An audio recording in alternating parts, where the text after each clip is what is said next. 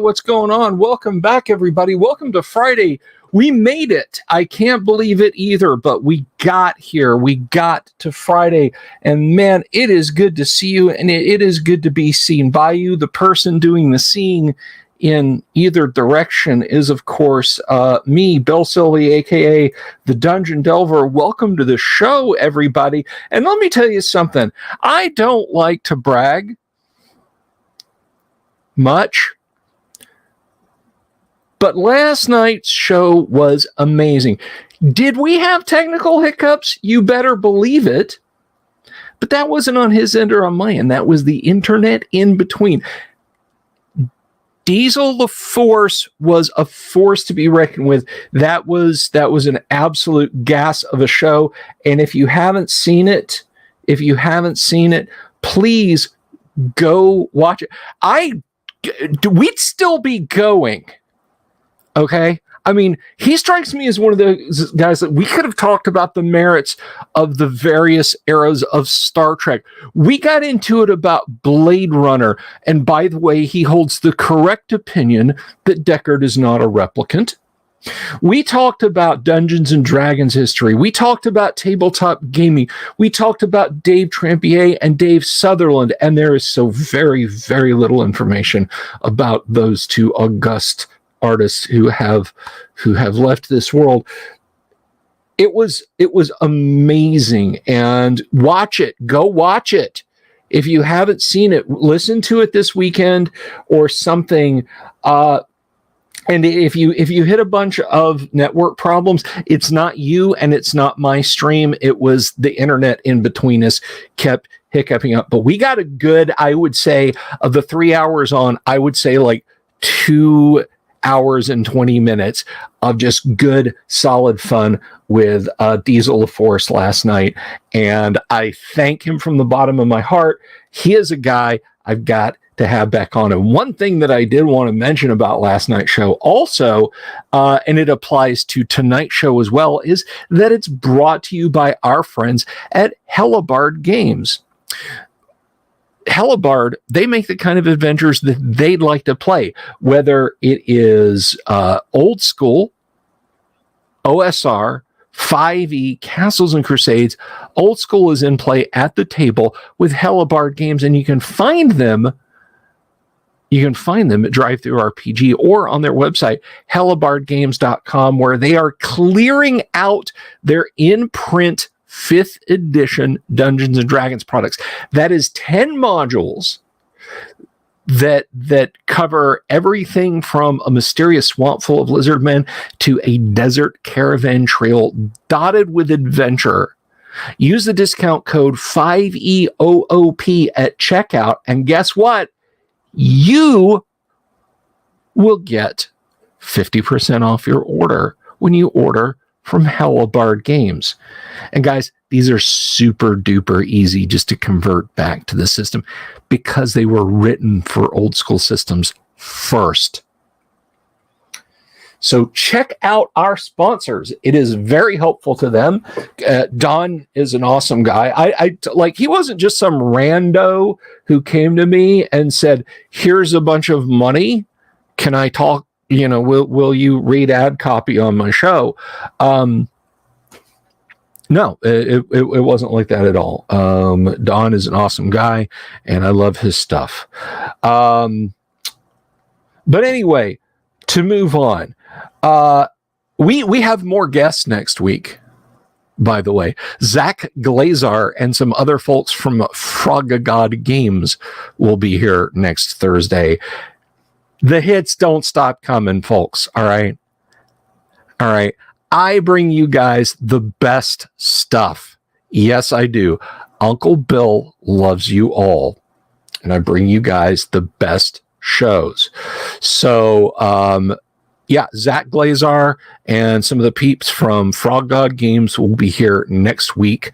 The week after that, I don't know. I want to be very careful about what I say and how I say it, because I don't want to lend you guys the impression that this is a done deal. I don't want this spread around any further than just the context of the video. But There are some other TSR alumni. You know what? I'm not even going to say names. I'm not even going to say names because I know how this kind of thing will go. You guys will be cool. You guys will be cool. And then somebody will pick up on it and it'll turn into a game of Chinese whispers. And before you know it, it's gone around the web that I have said that these people are going to be live streaming on the show. And I certainly don't want to be that guy. There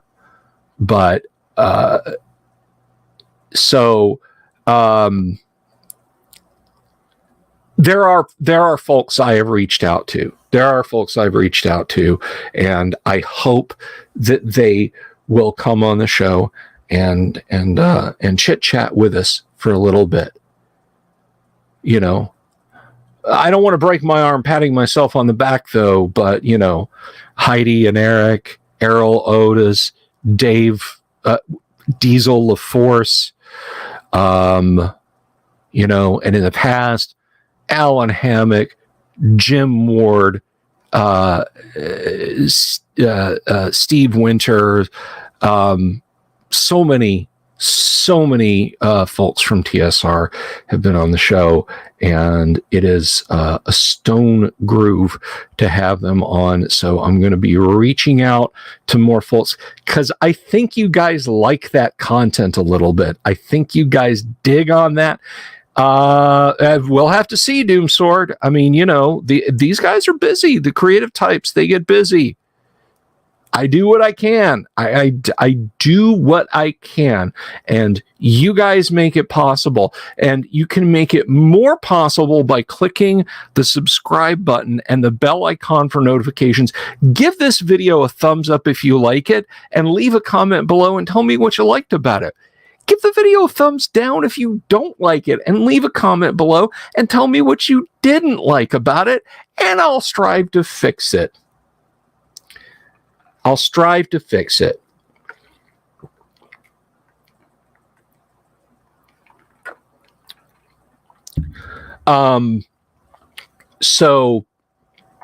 yeah, I definitely, I definitely want to do that. And I do it again for you guys because I care about you and I care about bringing content to you. I care about sitting here and about talking about the cool stuff that you guys like, that I like. And that's classic RPG things, I could sit here and I could talk about 5th edition and I could probably, triple my subscribers. I could be a 5e influencer. I'm not. I won't be. I won't talk about Magic. I'm not going to talk about Warhammer 11th edition. I'm not even going to talk about the latest fad in the OSR, whatever it is this week. I mean, a month ago, this was crazy. A month ago, Gary had said something about the strict keeping of time. And so this sort of faddish thing bubbled up, and I thought it was the most hilarious thing in the world. I'm the AD&D influencer.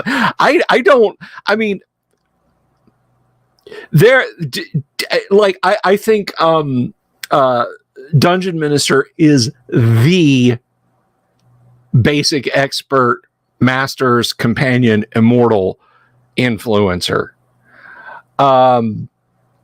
But yeah, I kind of feel like I'm it. Although I got to keep my eye on the rear view because once things settle down for him, I'm sure Vile Necromancer will be just blowing right past me. I got to watch out for the young bucks. You get the old lion lying up on the rock in the heat in the summer, and I got the cubs sprinting past me to scoop up the kills. So yeah, I know it's pronounced back me. I just wanted to make sure I could remember it all. But anyway, so yeah, I try to be the thing that I enjoy. I try not to thrive on negativity. Do things come up sometimes that piss me off and I got to talk about them? You better believe it. but I do it because I am your Guardo Camino. I am your road warden. I am the guy who walks in front with the lamp and the sword and keeps the path clear for you guys because I care about you guys. I do.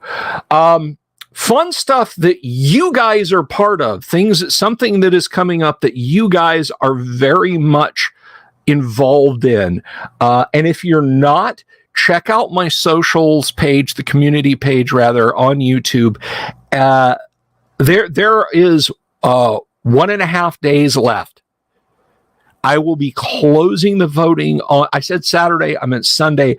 I will be closing the voting on Sunday for the miniatures that I am sending to Paint Minis Live to paint up for the show. And we are quickly coming up on that. And right now it is the Red Dragon's Lair Grenadier 2005, is it? What is that number? 5009, GRN 5009, which sounds like a course number for a college class. Yeah, I took GRN 5009 and then I took GRN 5010 to finish, but the right now the Red Dragon's Lair leads it by far. It's like 42% of the vote. It has a vast majority. I think Hirelings is coming in second at like 21%. And Tail and Charlie are the Deathwing Termies. Because I love Space Hulk. I love Space Hulk. But it's like, this isn't the Space Hulk Spartans channel, right? I've told you guys about how much I love Space Hulk before, and when it's time to talk about Space Hulk, it's time to talk about Space Hulk, but it's kind of a right thing. 47% for the Red Dragon's Lair. Kenneck has started drinking early tonight, I see. But I need a lantern shield then. Yeah. No, the lantern shields are cool. But anyway, so Ryan Matthews says you're the hireling. I guess, maybe, perhaps. Well, let me tell you something. Lightmane saying Vile's only at 116. Guys, if you're subscribed to my channel, please go subscribe to Vile Necromancer's channel. Get him over 1,000. Get that young man monetized. Get him some cash flow coming in. A Dragom. How to do that? Just publish an OSR rule set called Dungeons and Dragons. Dungeons and Dragons. Just use the OD&D box font. Flip the art. Dungeons and Dragons.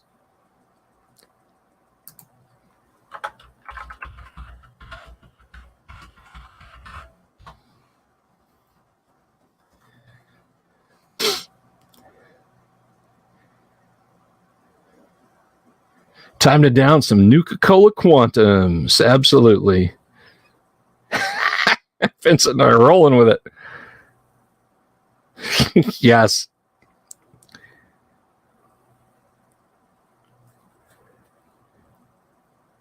Yeah, I don't. You'd have to ask Kenneck if that's a thing.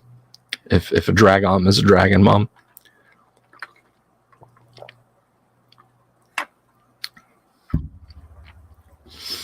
But anyway, to move right along,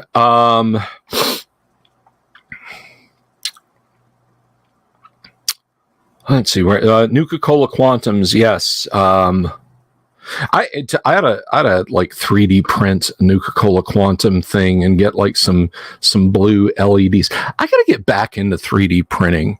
I have so there's some merch that I'm actually going to make a very limited run of, but I'm not going to tell you guys what it is. I've been talks with Tracy Lesh about like regular channel merch. And I'm gonna announce that once I get a preliminary design from Tracy. I'm gonna show it to you. But you guys are gonna. I think you guys are gonna like it. And of course, I'll put it on Spring. Right? You can you can just order it.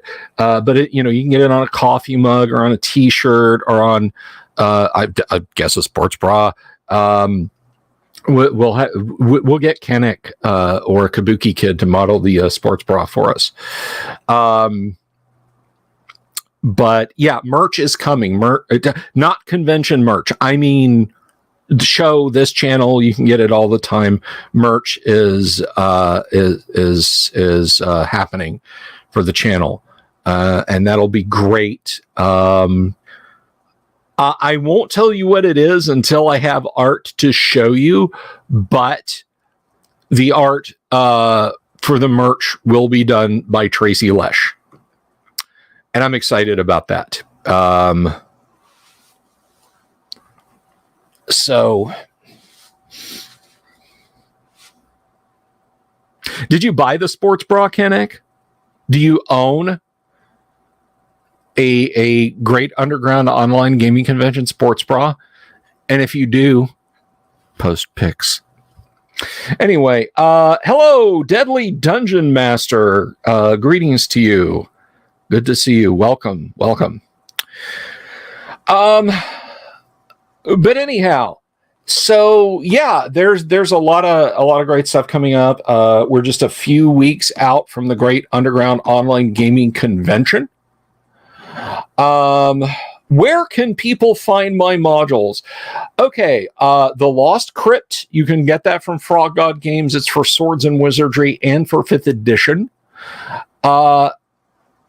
5e Osric and I think Castles and Crusades, or is it Osric and Castles and Crusades? Copies of Temple of the Sun, which is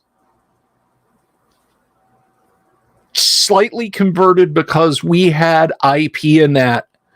That one is available from Helibard. Going back to Frog God Necromancer, my duo, my Simon and Garfunkel, if you will. He is the Simon to my Art Garfunkel, except we don't hate each other. Lance Hovermail and I did Elemental Moon, and you can get that from Necro/Frog God. So that's where my modules are available. Those 3 places. If you're talking about the free ones, if you're talking about WGH2, WGH3, WGH4, and WGH5, and DD1 and DD2, those are available out there on the interwebs somewhere. I know that's an incredibly vague thing. I don't have hosting for them. I should probably host them on the back of guidekey.com and just say, here, you can go get them. But I'm exceptionally lazy. But those are the free AD&D modules that I wrote between 2004-ish. Well, really, DD1 and DD2 were actually written in the late 90s. They just existed as notes until 2000-ish or so.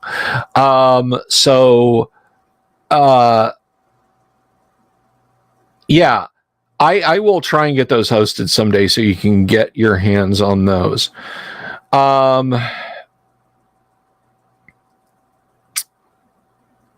Yeah, I feel for you, Kinect. Believe me, you're talking to a guy who knows. So I got to share this with you. This fits broadly under cyberpunk, I think. We have a 2018 Honda Civic, which for us is brand freaking new. Car's 5 years old. You bought a 5-year-old used car. That's brand freaking new for us. So we have this car, and this is literally what you see when you sit down in a vehicle in Gamma World and are like, I guess I got to start making rolls to see if I can make this thing work. I'll try and find them, Ryan. What ones? The Frog God and Hellebard ones? I'm going to send you sample merch, Kenneck, and it's going to be a 2-piece with D20s in inappropriate spots. But anyway, so yeah, the inside of the Honda doesn't start, it boots up. Like literally, if you sit down in the Honda, because it reads wirelessly your key fob, you just sit down in it before you touch anything. The screens all go through a quick boot up splash screen, and then when you hit the button, they fully boot. Well, the car has sensors. I don't know if it's radar. I don't know if it's hey, Bob Jester. I don't know if it's sonar. I don't know if it's IR. But it will basically, like, if you rapidly accelerate towards a stationary object or an object that's moving slower than you, the main multifunction display will flash a text dialogue over everything, like your speedo, your tacho, everything is overwritten by this, and it's bright red, and it says brake, and it beeps, beep, beep, beep. Now, that's only come on one time for me prior to today, when I was in a parking lot and I pulled into a spot, and I guess I went a little faster than it would have liked, because, there's another car facing you nose to nose, and I was in the process of braking, and it, brake, beep, beep, beep. I'm like, whatever. So I braked, and, I stopped the car and I went in the store. Today, I was on a curve. I was coming around a curve, and there was a car coming around the other way on the outside of the curve. And I guess the sensors looked over and saw that car coming straight towards me, and it was just, the angle was just perfect that it thought I was driving towards him. That's when I find out it has the added feature of haptic feedback. And if you don't know what haptic feedback is, if you don't set your phone to no vibrate when you type and it goes D, D, D, D, D, D, D, it hums, that's haptic feedback. Old arcade games as far back as the 1980s, the guns shook when you pulled the trigger. That's haptic feedback. And when I came around the corner and the car was coming around the corner, the alarm triggers and beeps. And it sends 3 quick judders into the steering wheel. Boom, boom, boom. Now, you might think,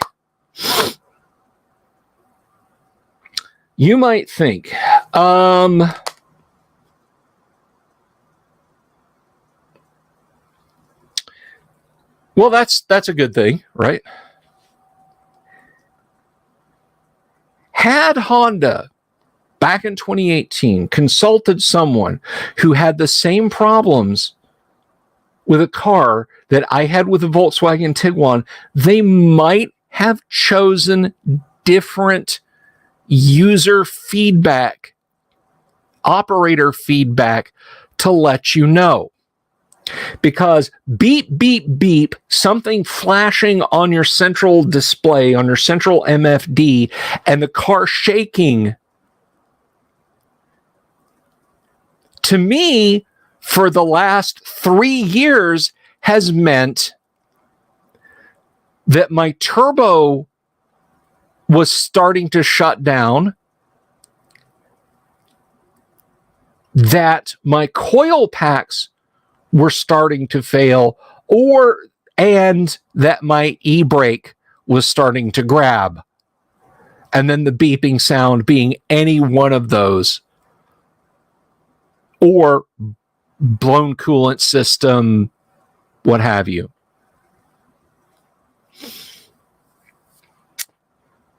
So when that happened today, I knew it wasn't anything bad with the car because I looked over and saw it bright. It was flashback city.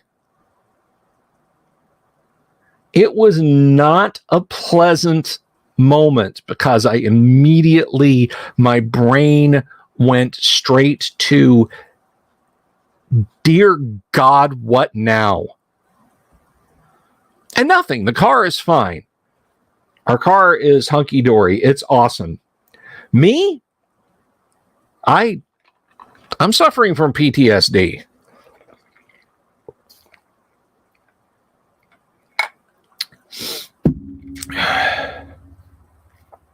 But no. I just wish Honda had done something a little bit differently with the the operator feedback system in the car. The thing has more advanced controls than, an F-35. And it really does. When I was a kid, I used to read about how backwards technology in U.S. military stuff was. It's not backwards. It's just proven to work. So let's take the F-15, please. The F-15 is almost 50 years old in design. They started designing that jet in 1970. They clean sheet designed a new air superiority fighter.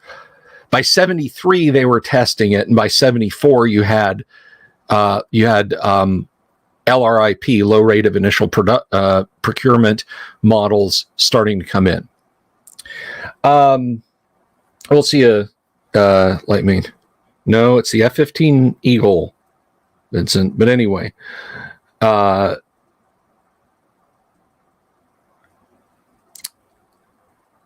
F-15's central computer, up until the 1990s, 1980s maybe, was an IBM 8086.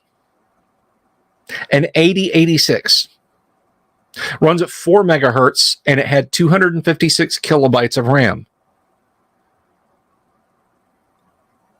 And I used to know guys who were in the Navy, Army, and Air Force, and so on, guys that went straight in after high school, and they'd laugh and joke and say, oh, the U.S. military, best 1970s technology that 1980s dollars can buy. But the reality is that stuff has to be fixed to a baseline. They don't follow Moore's law in military tech. It would shock you how primitive computers are. The Eurofighter Typhoon putters around with a CPU controlling its central computers. That it's a PowerPC processor that was, I think it was like rejected by Apple. Like Apple was already looking to go PC at that point in the mid-late 90s. So the technology in military systems might seem dated, but it works, and they have to establish that baseline. And you've got the flip side of that, where there's really ultra bleeding edge stuff. Kenneth mentions the F-14.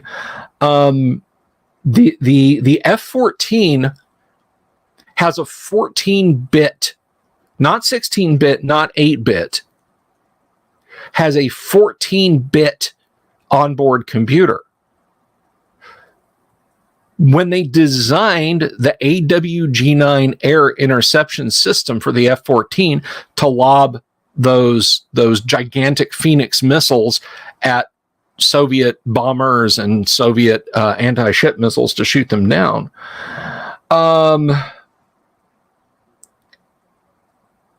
They said, well, this is a really neat concept. System processing doesn't exist to do that. We have the raw radar powers, no problem. But to sort out and track literally an infinite number of targets in the air, even though you can only shoot 6 missiles, we don't know how to do that. So the people that designed the computer said, what if you had this much processing power? And the Navy said, that would be awesome. And what if the what if we built this thing? And they said, that would be awesome. Can you build that thing? And so they started looking around and they realized they couldn't. So what did they do? They invented the technology. The computer on board the F-14, when it first debuted in 1972-73, was the most advanced piece of computer technology for its size on the planet. And its processor was something known as a bit-sliced processor. And a bit-sliced processor is where you have all the functions on a central processing unit. Like your CPU in your computer, you know, it can add, subtract, multiply, divide. Essentially, that's what it does. Add, subtracts, multiplies, divides. A bit-sliced processor farms that stuff out and has different functions being performed by different integrated circuits on the board. So that's, you know, first of all, in 1973, even the Kenback 1 wasn't available. The Kenback didn't come along until 74 or 75. Google this stuff, guys. So there was no home computer. But as far as portable computers and workstations, just the idea of a 14-bit computer running 12, 13, 14, 15 kilobytes of RAM, that was like space age technology. So it's not always that military stuff lags way behind. Anyway, moving right along. And last little bit. This is really cool. There's the Apollo guidance computer, the AGC, was a very interesting piece of technology. And a couple of guys set out to find one and restore one to working condition. Not an emulation. To find and restore the computer. So if you gave it certain inputs, for all intents and purposes, it would do what it was designed to do when approaching the moon.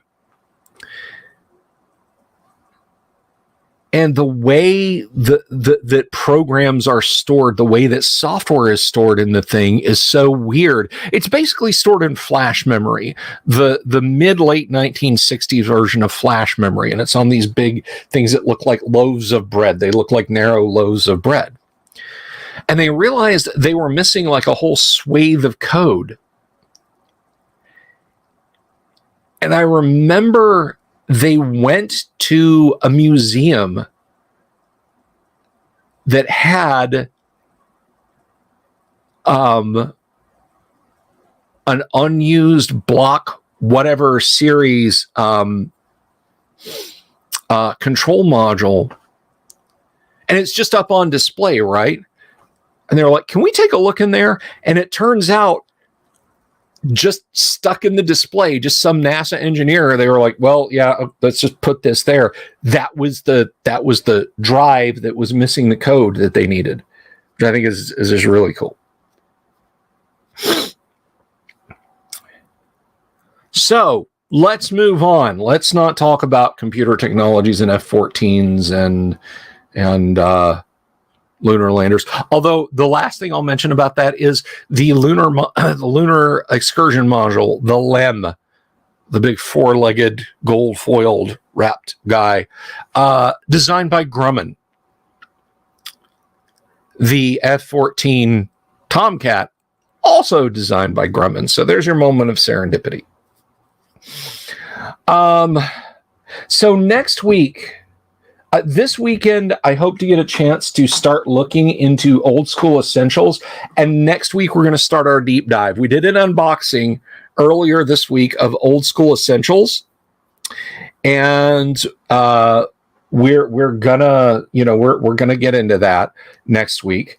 And of course, like I said, Thursday, Zach Glazar, all the guys at well, not all the guys, some of the guys, a few of the guys, and maybe girls from Frog God are coming in, and that's going to be a lot of fun. I say coming in, it's over the internet, right?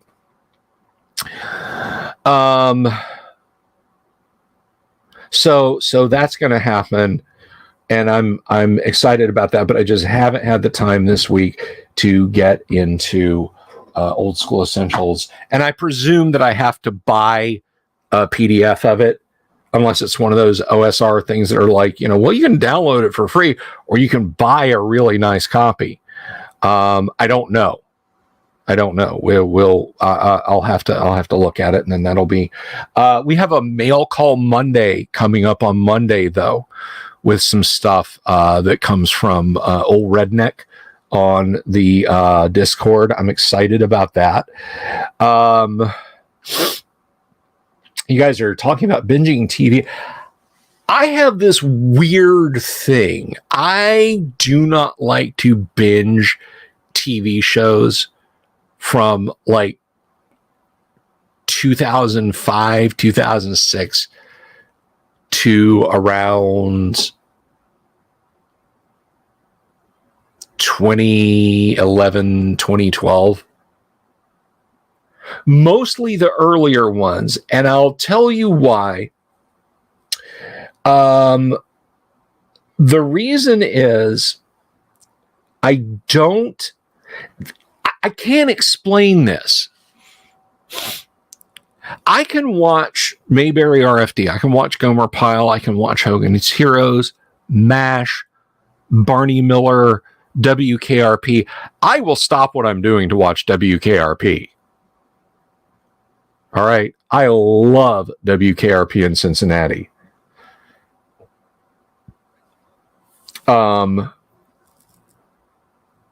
But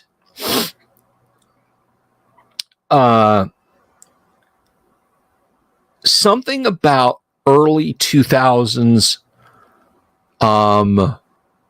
TV shows drives me up the wall, and it is that this is going to seem like the strangest friggin' thing. It's smartphones, or the lack thereof. Now, I know from a practical standpoint, the smartphone was not really a thing until Apple released the iPhone.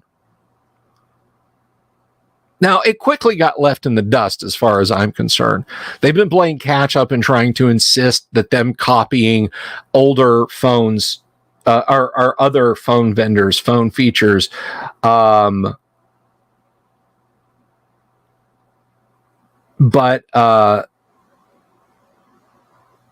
there's just something that like makes me crazy about watching a TV show from 2005 and seeing somebody flip open that Motorola Razr and start yammering away.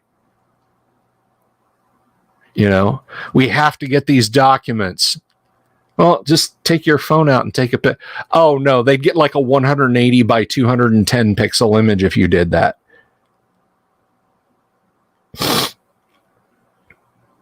So it just, I can't explain it. I don't understand it. It just bugs me. Deadly says, I'm pretty sure Gavin Norman would shoot me for reviewing his stuff. Oh, he'd shoot me over a PDF. Oh, okay. That is completely different from what I thought it said.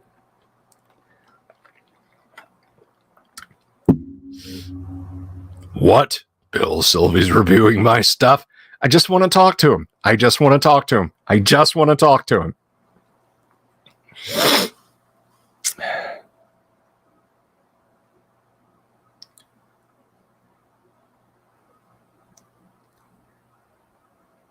Now, with that said, there were actual smartphones. There was one from. It was from the 1990s. I've seen a review of it. They don't work anymore. They cannot, by definition, work anymore. This is not like a case of, well, my phone is 2G or my phone is this is a case of literally like that telecommunications protocol no longer exists. And it had a monochrome LCD. It was still a big brick phone, but it had this vertically sort of, I can't explain it. If you know what I'm talking about, you know what I'm talking about. But a good proper smartphone didn't really come along until the iPhone. There was one, I can't remember who it was. I think it was in Japan, and it was the weirdest thing. Like, you slid it up and rotated the screen right, and you could watch little video clips on it, and it had a built-in MP3 player, and it came out like in late 2006, and then Apple hit with the iPhone, and nobody wanted that. But it actually predated it. It had a touch screen. It had an MP3 player. But it was clunky. You stopped using your Nokia brick. Did you run out of nails to drive?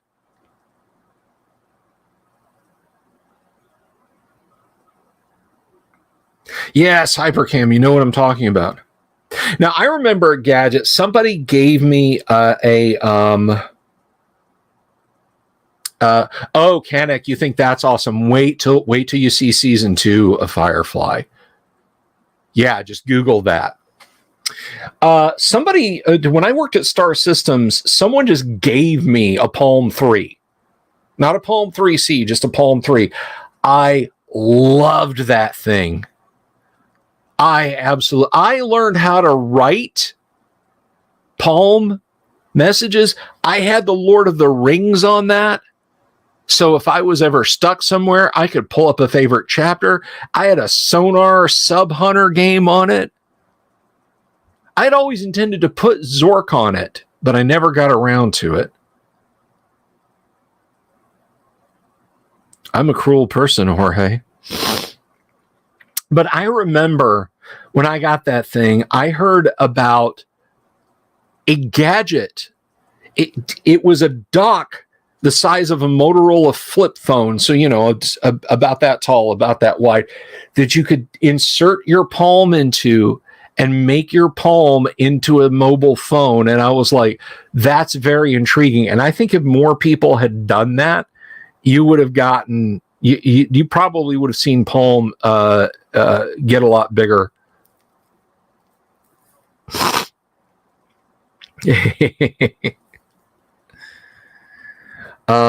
Zork's an interesting thing. So I got to talk about Zork, and it's fantasy related. First of all, I've got to turn my fan to face me, guys. I'm broiling over here. It's summer. This wall over here is brick, and it faces the setting sun. Hang on.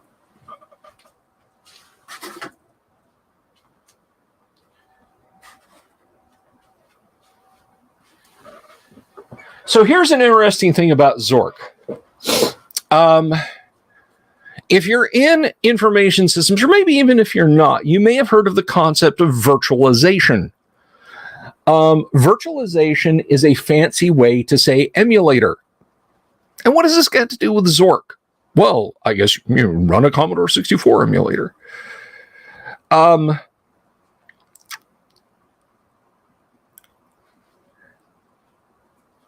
But hey,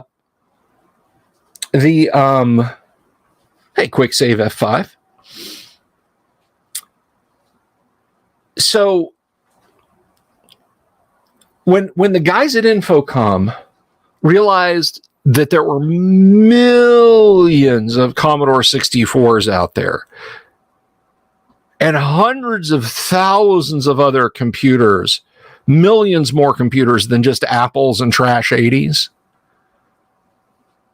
they realized that was a hugely untapped market. And what they did to get the Infocom games working, and this was brilliant, this was absolutely amazing. What they did was they wrote a virtual machine, the Z Machine Interpreter. It was an emulation of a software processor that only existed in the labs at Infocom. When you did load asterisk, 8, 1 with your Zork disk in, the program it would load, and then you type run. The program it would load bootstrapped a virtual machine that was designed to run the code that was an Infocom game, written in a language called Inform. Rather than write each game by hand for the Commodore 64, for the Trash 80, for the Apple II, for the Apple III, because that was different, for the IBM PC, for the IBM PC Junior, for the Atari 800, for the Apricot. Yes, Apricot computers, look them up.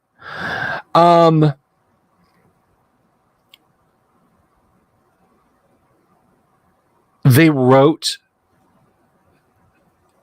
the Z Machine Interpreter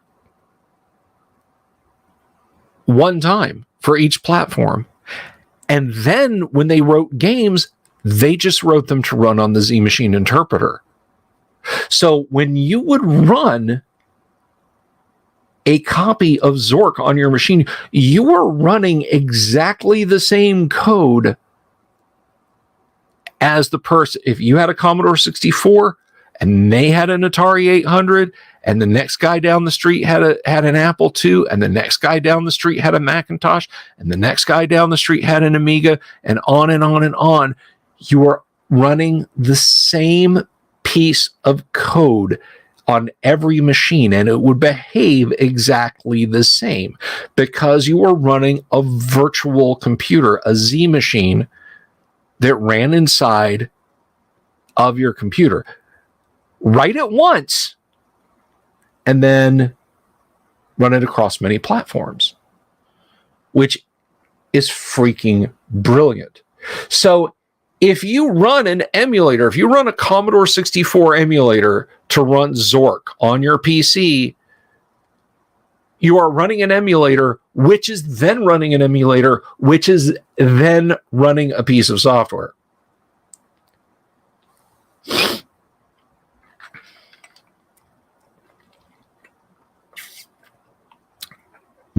I fell in love with Hitchhiker's Guide to the Galaxy because I finally read the book. And unfortunately, I fell in love with literally one of the hardest Infocom games. It was way up there. I am convinced that Douglas Adams just hated people, that he was a giant misanthrope. I like the 3 books of Hitchhiker's Guide to the Galaxy. But that game, holy crap. That I have complained mightily, loudly on this very show that Zork and associated titles just basically came down to guess what I'm thinking. Steve Moretsky is just sitting there smirking at you with his arms folded and says, guess what I'm thinking. There's a skit on a mid 2000s British sitcom called That Mitchell and Webb Look, and there's a vaguely described game show that has existed, well, puzzle originally, that has existed around the world since like the 1850s, called Number Wang. And they never explain what it is, just that you shout a number, and that you, like, we never see what the people who are trying to solve that days or weeks number Wang are trying to, are why they're trying to reach the number that they're trying to get to. And it at its heart, you are playing number Wang with the Infocom designers when you're playing Zork. And I've explained why over and over again, why I feel that you were just beating your head against the wall. Like, shit just wasn't logical. It didn't make any sense, and they didn't care. And what I realized 40 years after the fact was, if you didn't go to MIT, you wouldn't get about 2/3 of the jokes in the early Infocom games. They literally were just in jokes. I mean, imagine if Gary had published Dungeons and Dragons and it was all sub-references to stuff that went on in his game. Like, not actual rules, just like, Rob. Yeah, Jim. There's a couple of jokes like that we have had explained over the years, references to Castle Greyhawk and so on. But, when you're 12 years old and you got the Zork trilogy, that is the 3 separate box games for Christmas, and you fire them up on Christmas night, and by midnight, you're reduced to tears and you just go back to reading, your paperback book of Mad Magazine that you got as a stocking stuffer. This ain't like Doom. This ain't like Half-Life. This ain't like Halo. This ain't Get Good. This is literally just play Guess What I'm Thinking. Oh, you didn't guess right. Got to start your game over.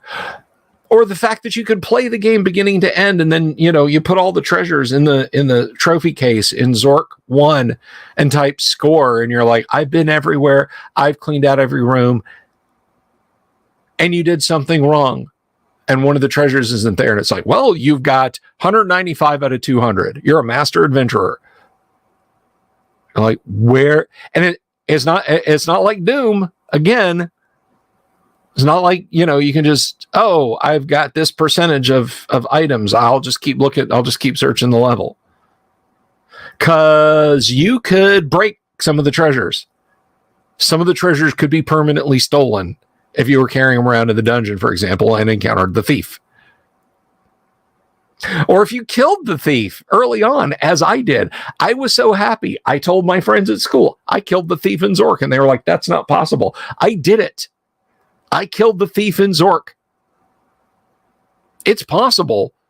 Just the random number generator in the computer makes it exceptionally hard to when you're fighting him. I killed the thief in Zork really early on, which breaks the game because you're supposed to have the Fabergé egg on you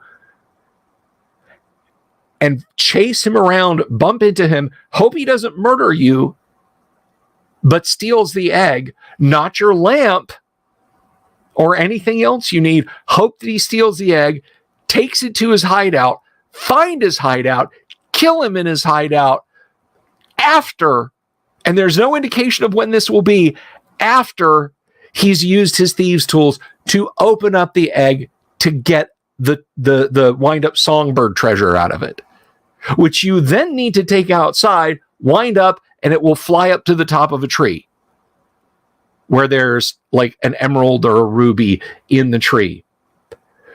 But no matter what you do, you can climb every tree in the forest around the house, and you won't find it until that sequence of event happens, and it is the biggest fuck you from Infocom. Hello, Ty. How are you? I hope you're doing well.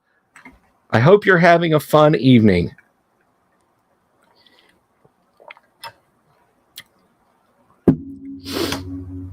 Did you catch last night's show, Ty?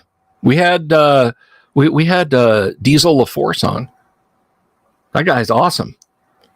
He came close to he came close to beating you out on interview length. So we got a few minutes. If you guys want to bitch about computer games, talk about D&D, we got a few minutes before we start. Before we start playing. YouTube unsubscribed me from your channel. Well, I hope you resubscribed. But yeah, no, we had Diesel LaForce on last night, 3 hours and change. So if you go watch that one, as I said, if you go watch that one and there's no, the first 20 minutes, first 30 minutes are nothing but commo problems. Diesel and I knew that was going to be an issue. So we fixed that eventually. I've never heard of that, Robert. That sounds absolutely horrible. Did you go to NTRPG, Ty? Who am I kidding? Of course you went to NTRPG. It's like right next to your house. Isn't it? Like everybody in Texas is just bunched up as far as I can tell. Dave LaForce lives out there. He's got 6 acres. Yeah, that's one of those things I might have to get. Nobody can get past the Babel fish in Hitchhiker's Guide, Ty. If they tell you they can, they're lying. They are lying. I figured out the Babel fish. No, you didn't. You bought the cheat book, you heard from a friend, or you just gave up. It's not like being able to type id clip and go to another part of the ship and just continue on from there.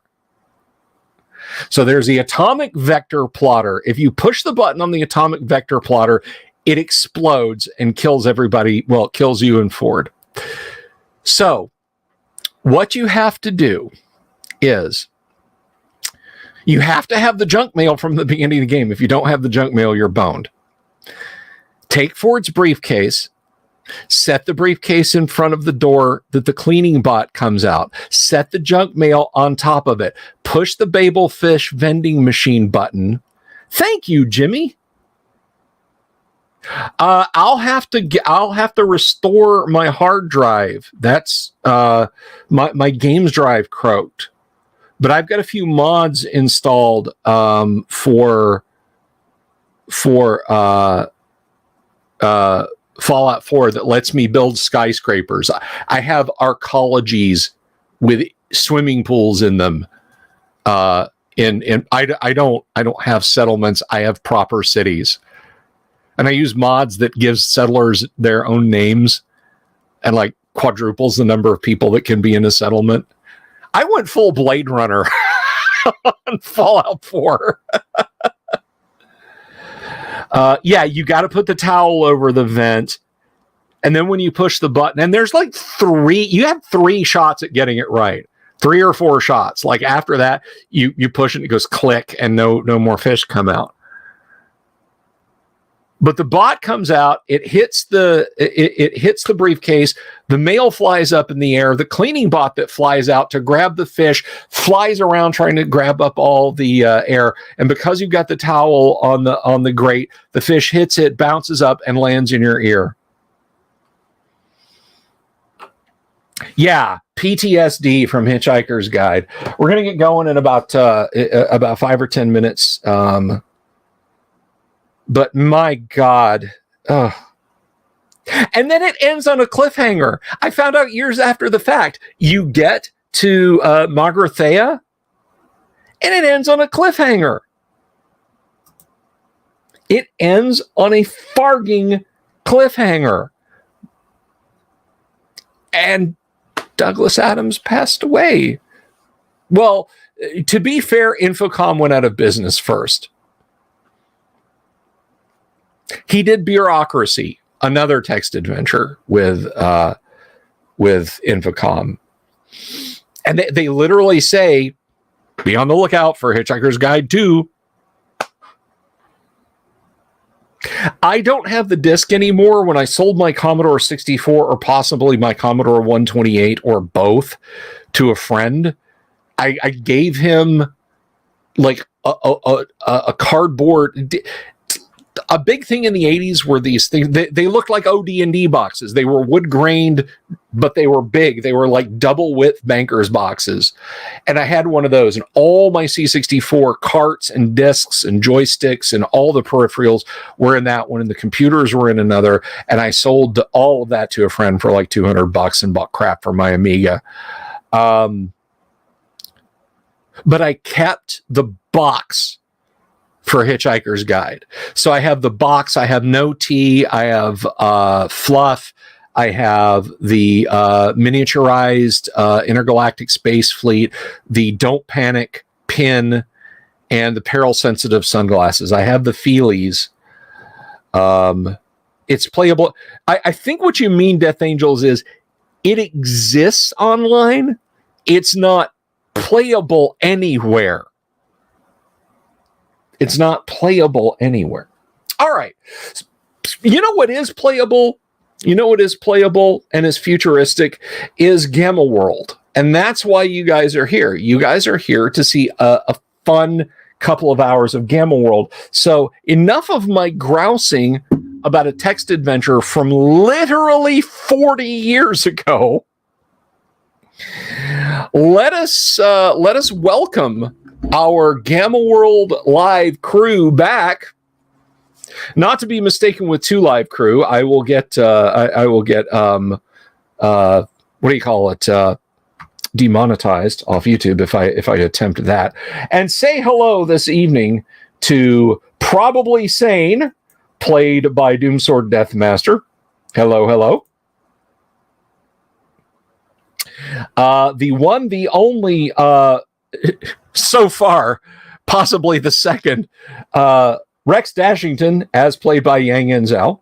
Good evening. Good evening, everyone. Back from his worldwide tour of not playing last week, of course, we have Kevin playing Do Re Mi. Hello. Did I die? No, you're still alive. You waited in the car. You're like me. Yeah. Wait in the van, Chuck. And of course, that maven of mayhem, that med pack slinging sister of battle, Mercy, played by Kennick. Hello. Hello. Evening all. Hey peeps. Yo, I'm here now. Sorry, I had to wrap something up. Quite all right. Quite all right. Let me just make sure my dice roller is working here and that everything's hunky-dory. There it is. I need to move the window back. That almost got me right in the chin there. I'm going to test mine too, just to see. And folks, remember, if you like the show and you like what we do, please, if you haven't, consider subscribing. You can support us on Patreon. You can support us on Subscribestar. You can buy me a coffee, or you can throw a super chat, if you like what these people do, you can throw them a super chat. You can say, I want this specifically to go to, and they will get it.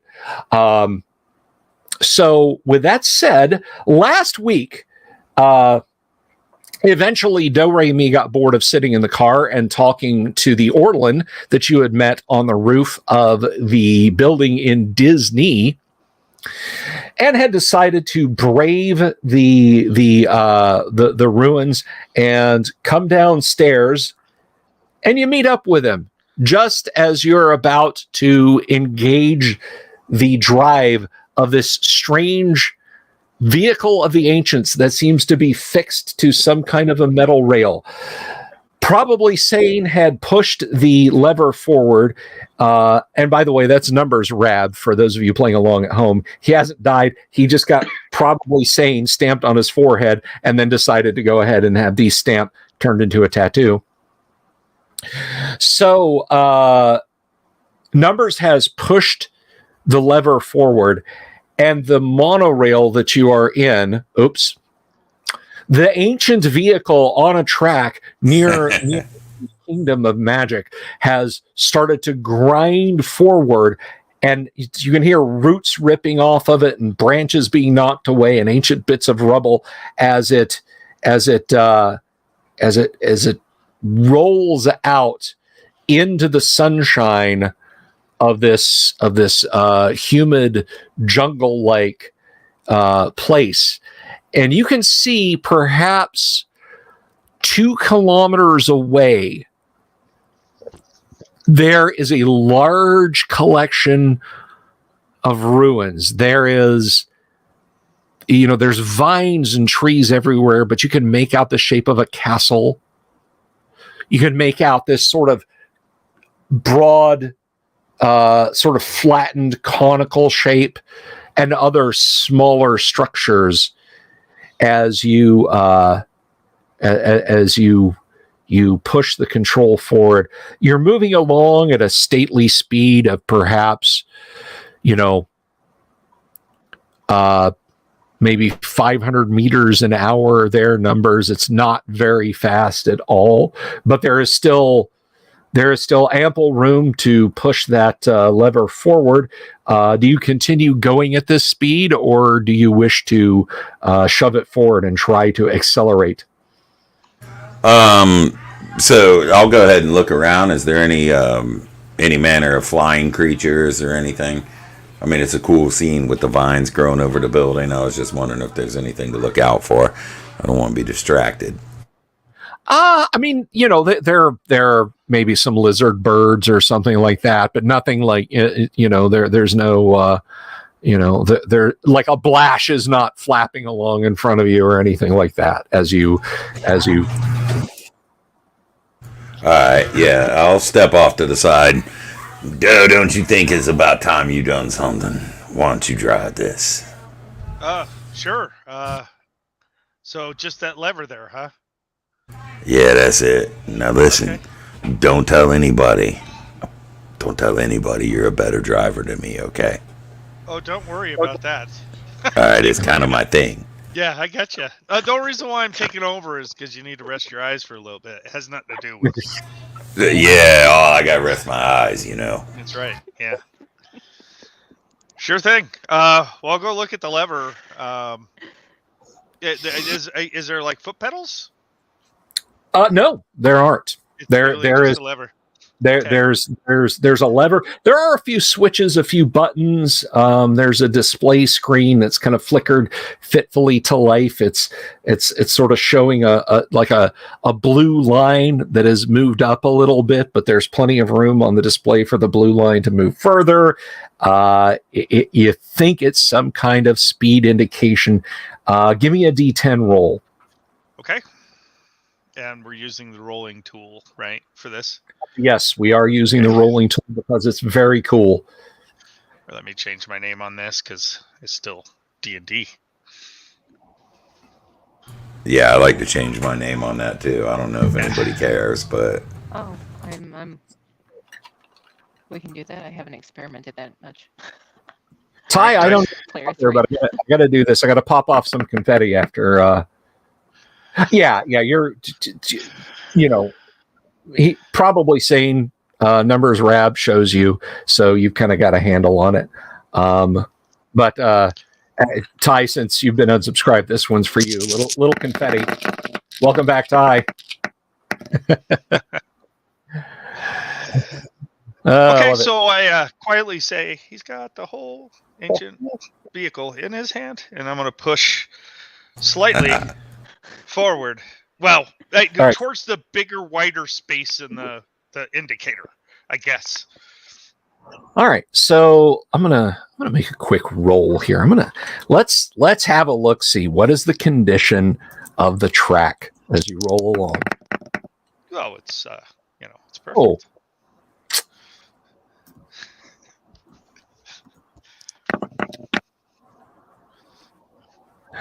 Okay. You are going along. Are you keeping it at the same speed or are you accelerating? Well, I'm going to start at a fixed speed until I figure out whether it's going to have some issues with vibration or other stuff that feels uncomfortable. And then if that happens, then I'll increase speed. Well, the whole thing is vibrating and uncomfortable, but you're it's clunking along. It sort of curves. There's there's vines. There's trees leaning against one of the great pillars that holds up the track, because you could tell when you were back in the big trapezoidal building that this was in, that there were tracks that went in two directions, and you're on one that is going towards this place. So it sounds like a good idea. Let's go there. You are passing over a vast body of water. There's no like 4-foot tall grass anywhere that I could see. Just because if there is, I'm speeding up. I wasn't going to check, but thank you for reminding me. I love it when players do the DM's work for them, but in this case, no. There is no herp grass or ZE grass rather growing. I mean, there are tall stands of grass, but none of them have the spiky tufts at the top, ready to do the HR Giger-esque body horror trick on you guys. Okay. So it's the standard kind that just has dangerous snakes that are much, much safer. Yeah, man, you got 80-foot snakes down there, probably. Yeah, still much safer. No, they've been eaten by the 160-meter alligators. So you roll along. You're kind of clunking along, and give me a D20 roll if you would there, Do Re Mi. Okay. No mods, just standard 20. All right. What's your dex? It's terrible. 14. So no mods. Oh, that's not terrible. That's not terrible. Yeah. So no mods, no penalties. Just go ahead and roll it. All right. Let me clear this and okay. There we go. Okay, so you notice that like a particularly vine-covered section of the track may prevent your forward progress. You're not sure what's going to happen if you hit it at low speed or high speed or what have you. What's on the front of the vehicle? Is it just the vehicle, or does it have like some welded bars or? No. It doesn't have anything like that. It's just it's just bottlenose shape. Great. I'm gonna slow down so we don't end up in the drink. Okay. And say, hey, there's something on the wing, something, and I point over there. We probably shouldn't ram it. At least I don't think we should ram it. Do you want me to ram it? Rex could probably clear it. Probably has flame or something. No. I have laser rifle. Yeah, we ram it. How many times we been through this? Go. Okay. So on the speed control, does it have like two directions where like it goes down and then there's a wider bar going down, or is it just a wider bar going up? Well, I mean, it's up a little bit. You don't know if you can if you can back up or what. You give me a D10 roll. Okay. I'm going to the back and I'm putting a seat restraint on myself. There are none. Oh man, I'm gonna brace myself. Rex is going to grab up to that bar on top. I got a -4. Oh yeah. You're like, oh okay, all right, yeah. I hit these two buttons and then I flip it back. Do you insofar as it goes on this rail, you have got this thing figured out. It's a fairly simple vehicle. So I want to back up about 200 commie units, and then I'm going to stop, and then I'm going to gradually, just like Scotty, push the thing all the way forward. just to see if we can get it out of the way. Like, again, I'm going to turn back and say we're ramming this, Okay. right? And I should point out that the driver's seat, you actually do have a seat that has a harness in it.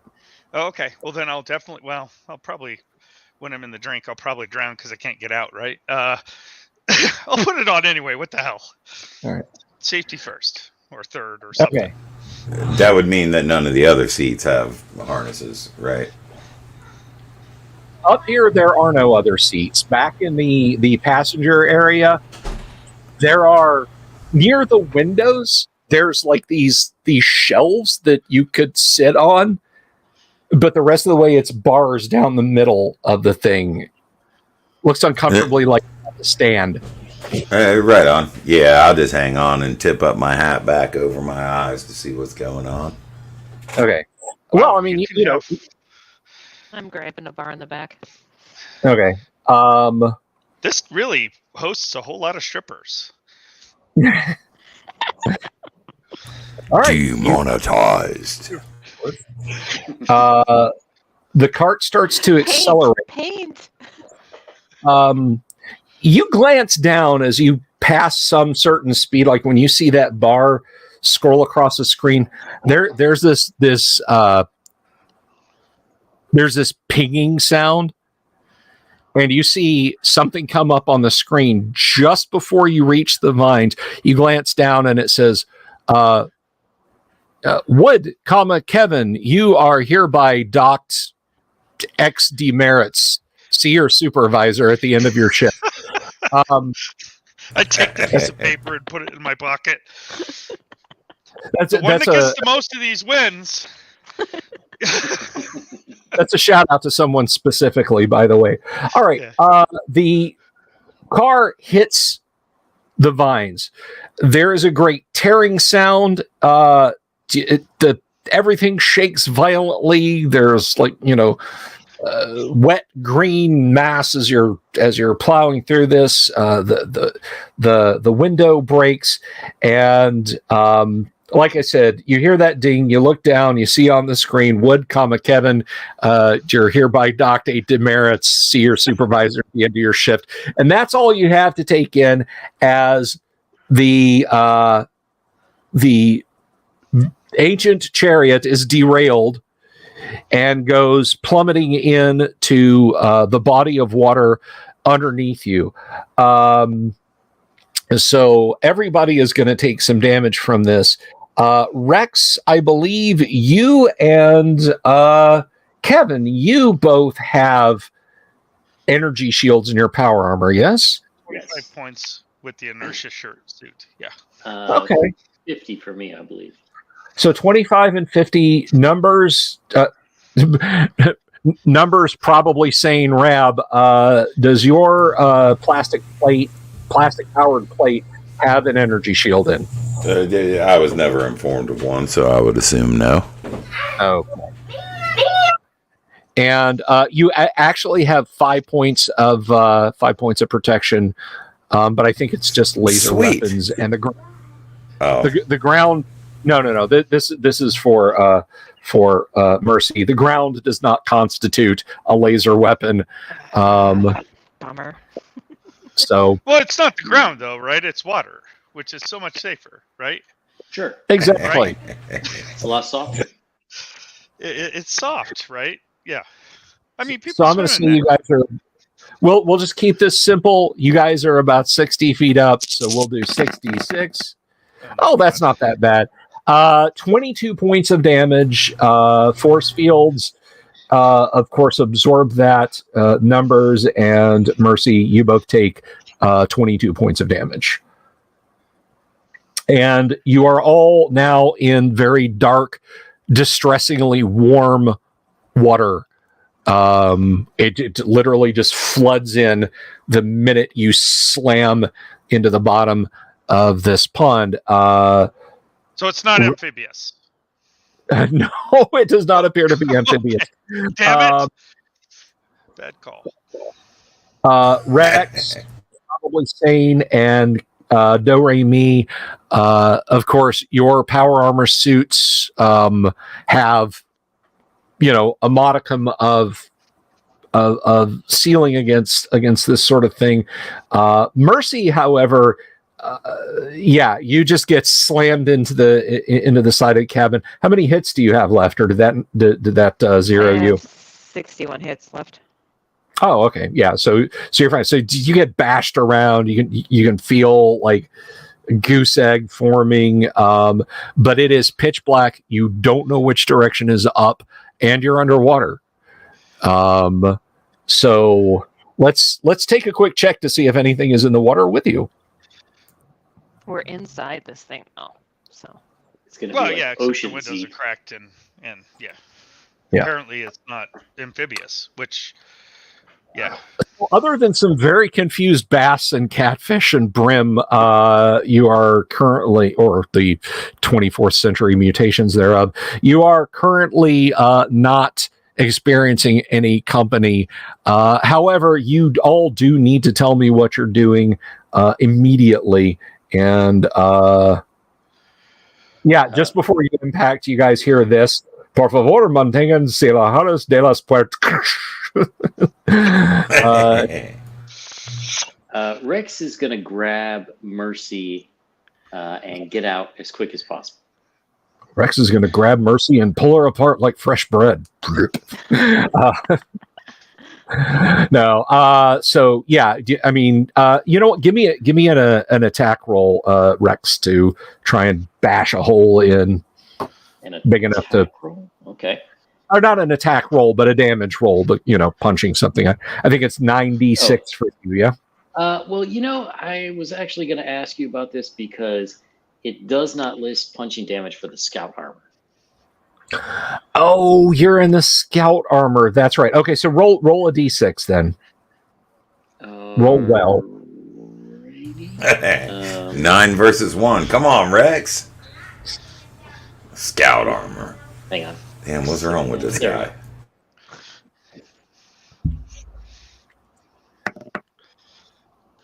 Well, with your armor bonus, the fact that you're in powered armor, you're able to force a hole and start to surface. Numbers Rab, probably sane. What are you doing? Yeah, does that happen before I have to tell you what I'm doing, or can I see the hole and just flow out it? Yeah, you can. You can swim right out if you want. All right. Yeah, that's what I'd like to do. I'd like to surface immediately. Okay, and that would leave Kevin. What is Do Re Mi doing? I'm gonna yell, "You're not my supervisor," and kick out the windshield so I can get up. Okay. All right, so you all surface. Mercy's a little worse for the wear, but then again, so is Numbers Rab. But anyway, you guys are in the middle of a pond. It's about 500 meters to dry land. You can still see the rail above you, but the cart is in the water behind you, derailed by the plant growth and so forth on the track. How long is this vehicle? It is, or it was, perhaps 100 meters long. Okay. All right. Well, I'm gonna try to swim towards or float, or I don't know, impel towards the land. Okay. All right. What is Numbers doing? Probably saying. Yeah. I'm swimming to the closest shore, hopefully ignoring the pain from my probably cracked ribs. Yeah. Rex, you're still holding Mercy. Now, Mercy, you're conscious. You're spitting up, coughing up this disgusting swamp water here, but you're currently being delicately held in the articulated power armor arms of Rex Dashington there. Thank you very much, Rex. I appreciate it. Get me out of that. Anytime, Mercy. Anytime. Let's get somewhere dry so we can clean up and assess our injuries here. Okay. So it does take you a while. I mean, power armor is not precisely cut out for swimming. But then a couple of the power armor suits you can bound with, so you can actually. Go ahead. I was going to actually ask you a question about that before you mentioned it, like right before. The power armor that I have has a 20-foot dash. Is that the type of thing that would dash through the water?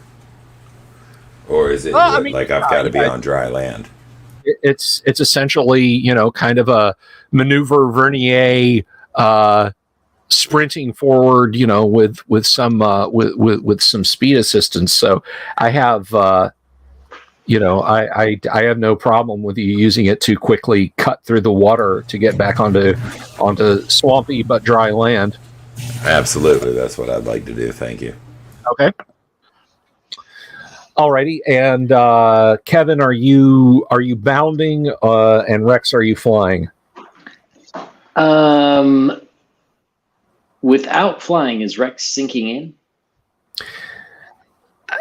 I mean, the armor has got some buoyancy to it. It's military hardware. It's designed to be used in all environmental conditions, including space.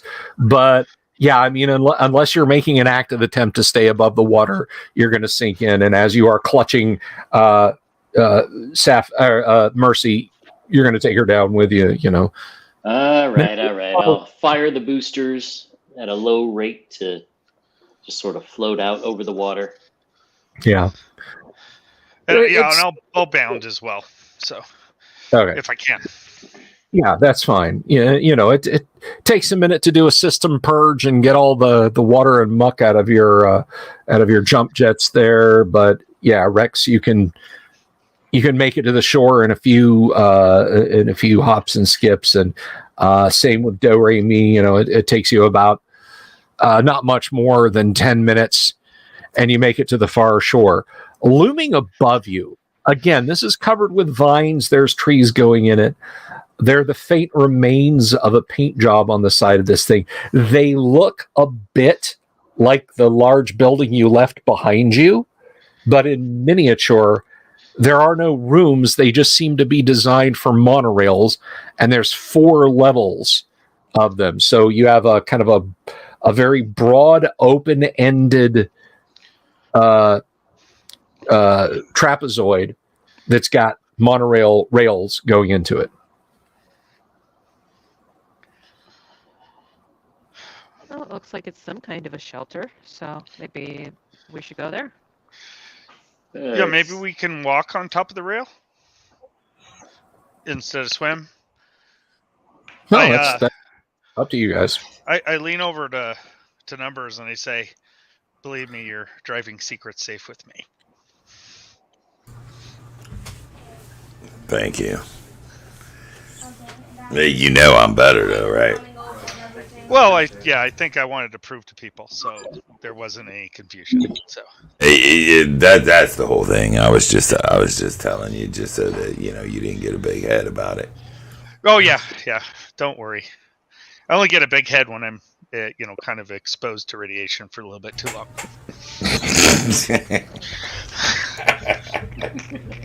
Okay. So you move forward and you arrive at the base of the building. There are a couple of doors in front of you. They're very faded and bleached with time, but you can just make out there's like a 2/3 of a meter wide and maybe a 1/3 of a meter high sign on one of the doors that very faintly reads something in ancient language, and you've seen it before many times. So it says employees only. Would we know what an employee is? Yeah, you've heard the term employee before. Shopkeepers have used it and so on. No, I didn't tell you guys. My name is in place. Let's wash hands. Well, this says employees only, so I expect we'll find some employees in there. Why don't we go on in? Sounds good. Isn't that where you have Works to for put that me. paper in there? What? That little paper that came out of that thing.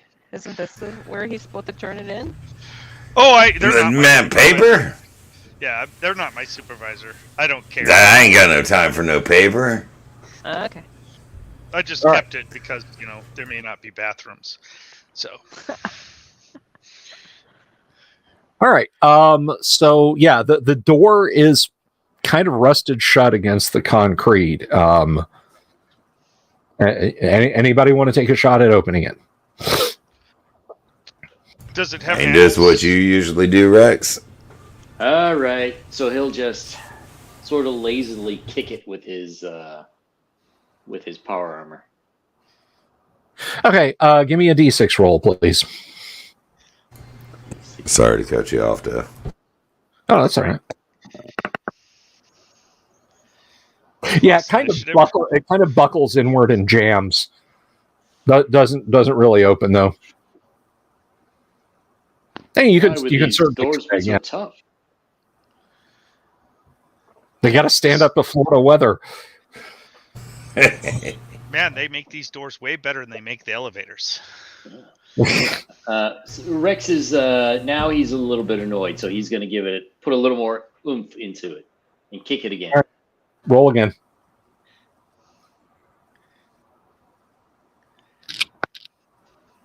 Yeah, it flies off the hinges, goes a few meters inside, and you hear it crush and smash other things. You can now see into a dark space in front of you. The daylight streaming in.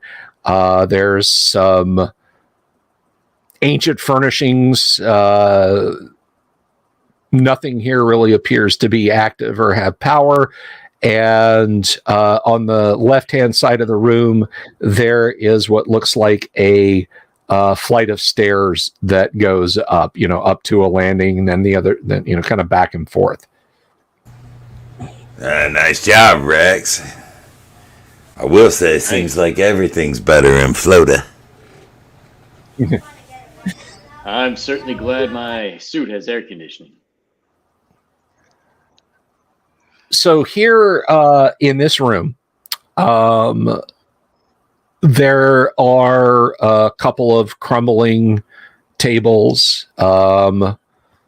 Nothing really of interest, except there are, they've kind of rotted and decayed a good bit because hundreds of years. But there are the remains, at least, of a couple of brightly colored jackets or windbreakers of some kind hanging on a peg.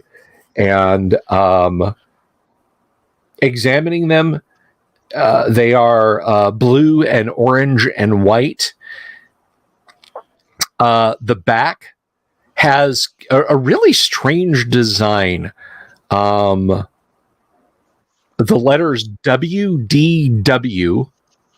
And then underneath that, there is a gridded sphere that has two small black spheres attached at the 10 o'clock and 2 o'clock position.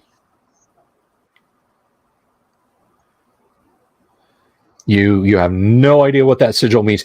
You've seen similar designs, but it was the sphere wasn't divided into a grid. I'm pretty sure these are evil costumes.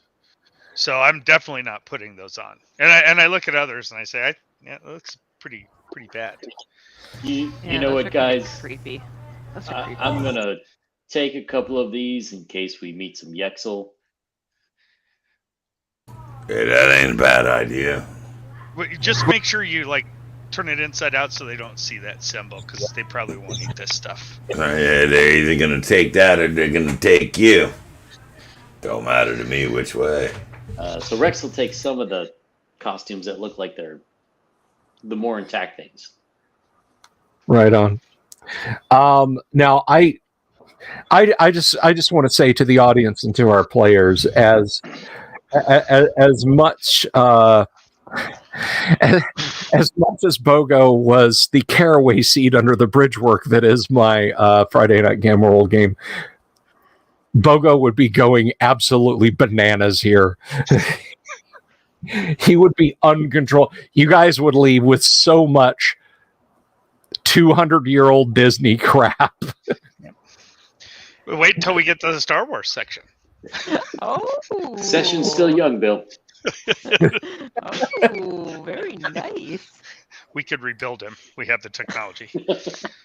No, you can't, and no, you don't. Right. So other than these odds and ends, there are hanging from the wall high up. There are a few. You've seen these before. They're vision panels of some kind, but they have no power and they look to be in very poor condition. There are the stairs that kind of to your left that go up. If there's any of those round ball things that have shaky white stuff in it, I want one of those though. You don't see anything at all like that here. Damn it. You actually do notice though that there's most of it was pulped by Yang kicking the door in, smashed. There seems to be a large number of these. They're like a meter or a meter and a half long. They seem to be folding rolling devices of some kind that have curved handles on one end. You're not sure what they're for. They're all brightly colored, and they're just piled up in a corner.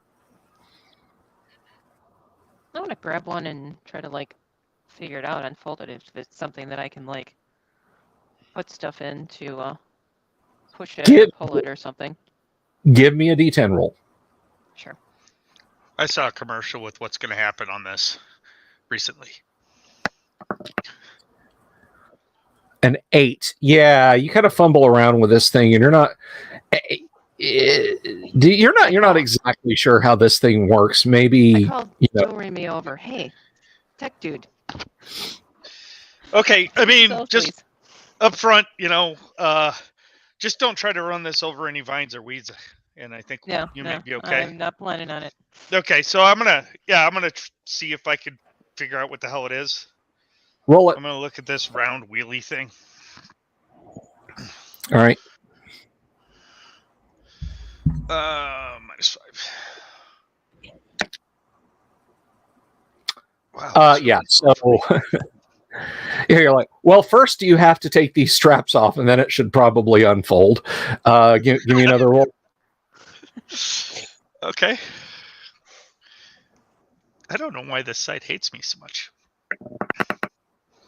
And that's a 2. Yeah, you just kind of fold a rod down in the back, and it seems to unfold. Give me one more, two more checks. Okay.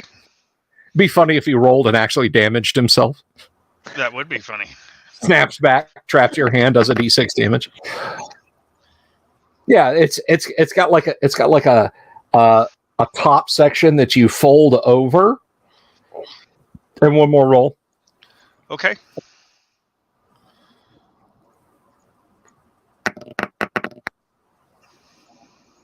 Congratulations, you have figured out how this abandoned umbrella stroller works. So yeah, so you sit in this, and then you put this canopy looking thing up, and then it keeps the sun out of your eyes.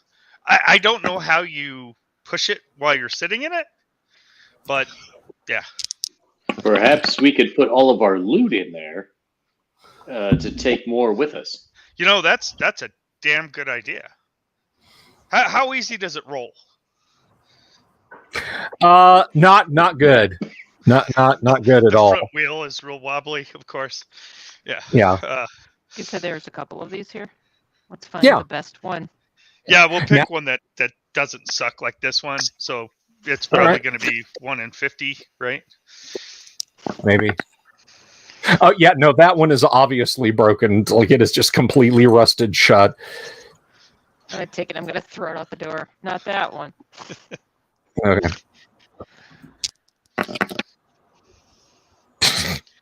So the one that you picked up and does not roll great is actually the best one. And it's like dragging an immobile wheel.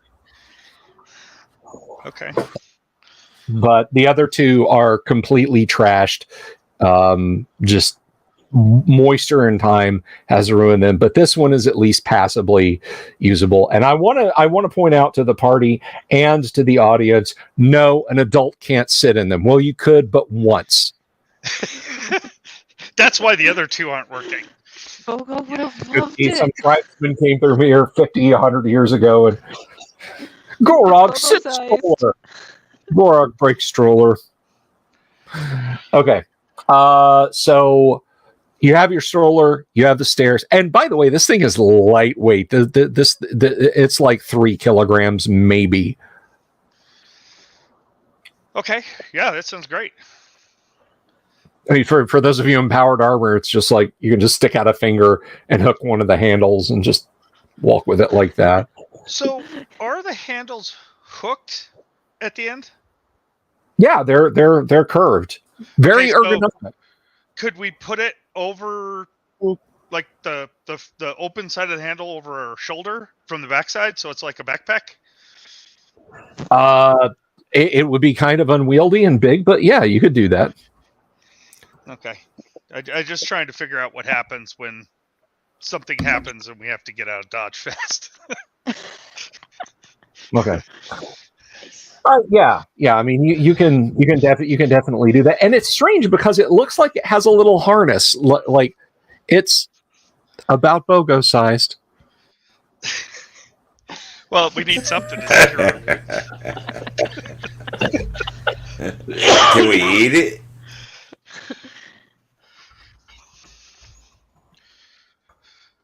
Okay. Yeah, sounds great. Let's use that. That sounds like a great idea. Okay, just so in case I look and see if there's any grab sleds or something more useful nearby. Not immediately, not in this room. No, Damn, there's no grab strollers or anything like that. Okay, damn it. Is there like Maybe in Tomorrowland? Right in this little space, you don't see one. Knowing what I know about Disney, those umbrella strollers, like, just get used to, audience players, get used to, like, every behind the scenes area you're gonna find an abandoned umbrella stroller. Upgrades. We'll find one that worked. Man, at this point, just give me 20,000 Leagues Under the Sea or Alien Encounter, and I'll be happy. I'm looking for the cowboy world. There's going to be some cool stuff there. Look, I'm just going to say, my Disney World did not fill in 20,000 Leagues Under the Sea and cement over it and put a Winnie the Pooh playground there. I'm just going to point that out right now. Yes, sir. That 20,000, whatever. Well, that's what caused the apocalypse, right? So, yeah. Okay. So you have the stairs that go up for the 6th time. So Say yeah for the 6th time. Look sharp, people. Come on. Okay. Right. We got business to attend to. All right. That we drink later. So, just to be sure, they're not moving stairs or there's no chains. They're just your typical, regular cement fixed position stairs, right? That's right. No, they're not. They're not anti-gravity tubes. They're not nuclear reactor powered stairs. They're not teleportation steps. You just got to walk. Okay. See, guys, he's pretty smart, but he's also got some problems. Well, I think he needs it tattooed on his head. We're here and it's somewhat safe. I'm going to administer the whatever first aid I can, like the little bit that I can. Let's see if we can help ourselves.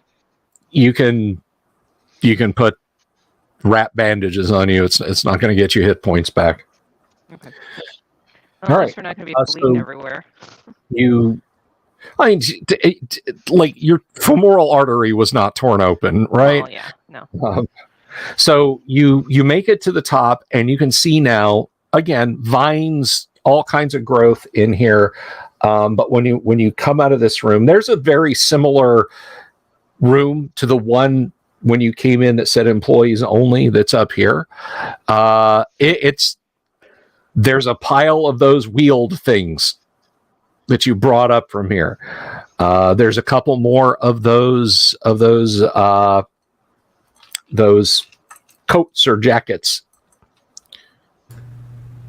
So these wheeled things, I mean, since we got all the time in the world, evidently, these wheeled things, do they have anything worth salvaging? I mean, how are they powered? Anything cool?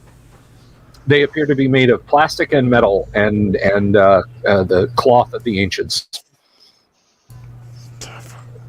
Cloth of the ancients. Again. I will take some more cloth of the ancients, and I'll throw it in the baby buggy umbrella stroller. Okay. You kind of push it out through the door, and you're standing out in the bright sunlight. To your left is a vast expanse of flat area. There are tufts of grass and trees and that sort of thing. To the left of that is another body of water, and you can just make out there's what looks like a huge square boat that's kind of on its side, halfway sunk there. So if you kind of picture it, I know what this looks like because I live in Florida and I used to go to the damn place every weekend for years. But there's a broad, flat place that heads towards the ruins of the castle and the conical building and so on and etc. And then there's a short trip to what appears to be a pier, but there's no boats at it. Before we leave the building, I'm going to do a sweep to find any of the ancients' medical boxes for first aid. Fair enough. You don't find one. You do kind of see a spot on a wall where it looks like one's been removed. So there might be something like that here. Okay. So I'll kind of rifle through if there's any drawers or anything like that they possibly could before we leave. What about that employee door? Is it rusted shut like the other one, or did we come out of that door? You came out of that door. Okay. All right. Just want to make sure. Okay.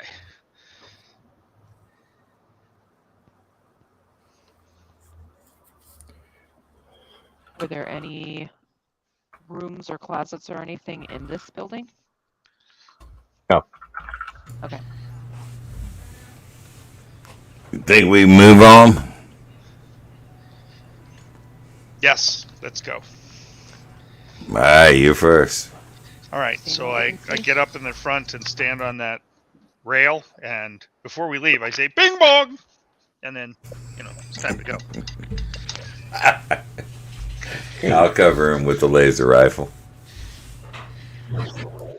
Okay, so are you following the path along towards the ruins? Is that where you're going? Yes, we're going to continue going where we would have gone if that defective vehicle didn't throw us into the drink. Well, you think the defective vehicle would have brought you here if you wanted to go to the ruins, but the tracks kind of continue on around it. Like you actually would have gone around it. Like maybe this is a station where people would have gotten off, but others would have stayed on and kept on going. So are there ruins near here, or is it the next station, or past that? I'm not sure what you're asking. You're in a ruined station. Right, but the ruins that we saw when we first came in, they're further down the rail. Yeah. They're Okay. they're a couple hundred meters down, maybe even as much as a kilometer, but the track does not go directly to them. Okay, well, we'll just. I mean, if it looks like it's closer than we're at now, we'll go there.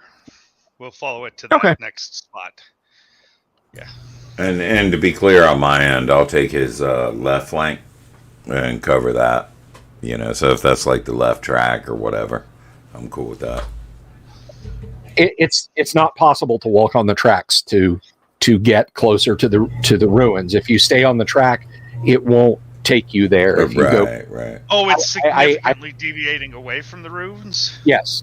Oh, Sorry. I'm confused. Does Okay. there seem to be a path from the station that goes to the ruins that is not the track? Yes. That is the flat open area that's next to the pond that I was describing earlier. Okay. So it looks like we have to go this flat area to get to the ruins. I'm railroading the party by literally taking them off the railroad. Yeah. Well, we're kind of stupid, My you know. crossbow I mean, is it's out. My I think crossbow you're is out. monorailing the party. I'm monorailing. I'm absolutely sure there's no pseudopods that are going to come out of that pond, and I don't have a pony, so we're gonna, I guess, go back down the stairs. and I misunderstood. So yeah, I'm like, sorry guys. Okay. I thought this was faster. It's pretty much not faster. Man, I'm just trying to follow you to the left. Why don't you make up your mind? Well, yeah. I mean, I didn't get the pass when I said the the execution words. So yeah, we'll go back down the stairs. All right, so back down the path you go, and you follow it along. And like I said, it's about a kilometer and a half. There's an eerie quiet in the jungle. You occasionally hear the distant caw of some kind of wildlife. It's getting on in the day. You kind of arrived here in the morning. The sun is starting to mount. It is sticky hot. The smell of organic growth around you as you travel further into these ruins, and eventually you come to a strange sort of, it's not really a maze, but you can see that vines and growths have sort of overgrown these rows of fences that kind of go back and forth. And then there's an awning and a fairly broad expanse of open ground. And then there's what looks like a gate that is underneath a hill, but you can see that the gate goes through, and then there's sunlight beyond it. And through that, you can see many trees grown up, vines, and that sort of thing. And you think you see the ruins of the castle, perhaps another kilometer or so beyond that. Okay, I'm going to duck under the bars and just walk straight through. Since Fair enough. there's nobody stopping me from doing Yep. that. I'll do the same, and I'll just Yeah, speak I mean- out. Stay sharp. If we can get through that way, Can- yeah. Can Rex just more or less walk through these bars? That's even better. Crunch, crunch, clank, clank, crunch.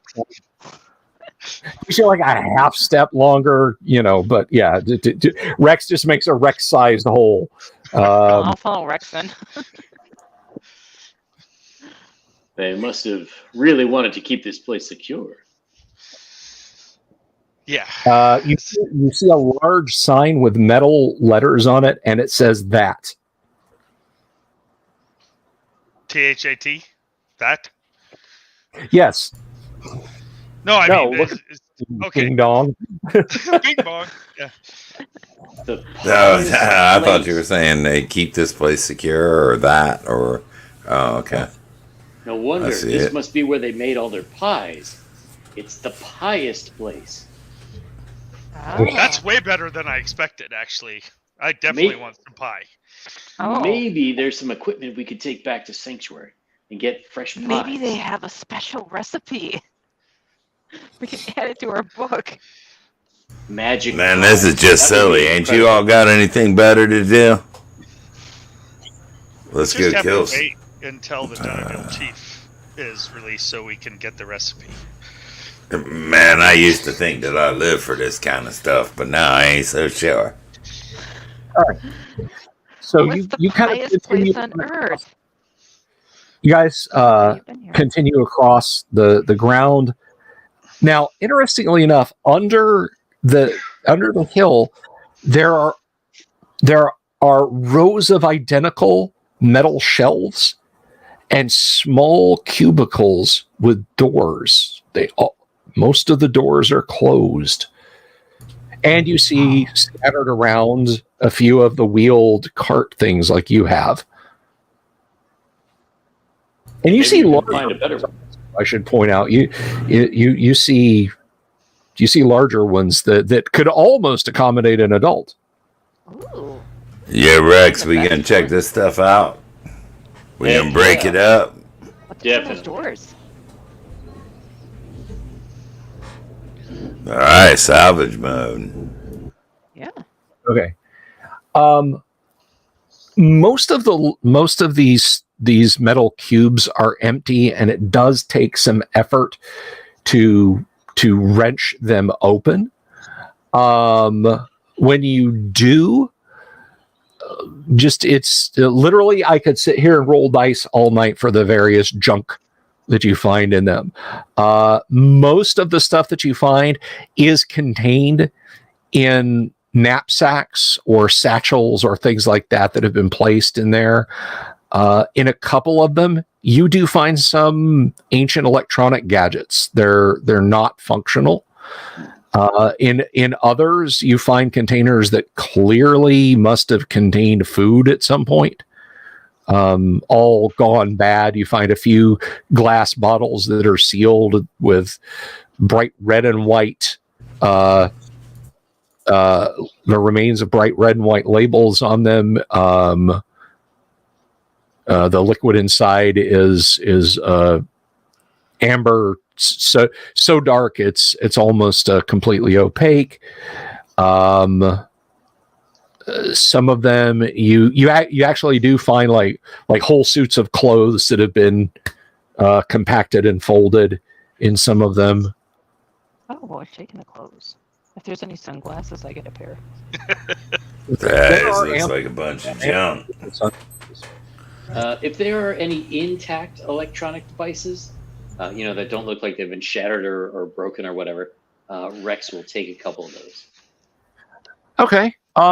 They all seem to be of the type that have sort of fish-eyed glass-like lenses on one side, and then just sort of a blank side that's a little bit soft to the touch. The feedback sensors in your suit tell you that that's a soft but firm surface.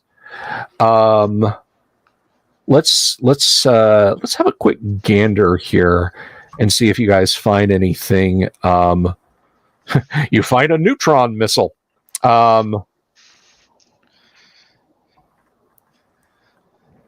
And again, I'm going to look for medical kits here. All right. So let me throw some dice real quick, and I will tell you guys. I will hopefully not accidentally close the StreamYard chat.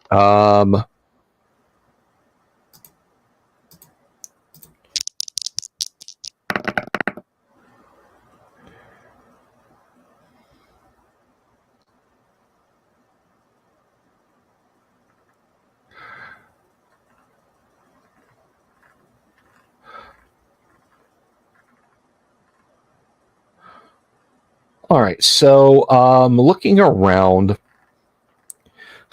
you find a Death Machine Warbot. You find, let's say a miscellaneous device. Yeah, and you recognize this thing. You guys have found one of these before. There is a portable tent, for shelter tucked away in there. We've got one of those right now, don't we? You If got I'm one of not those. mistaken. Is this one in better shape? Well, I'll let you know.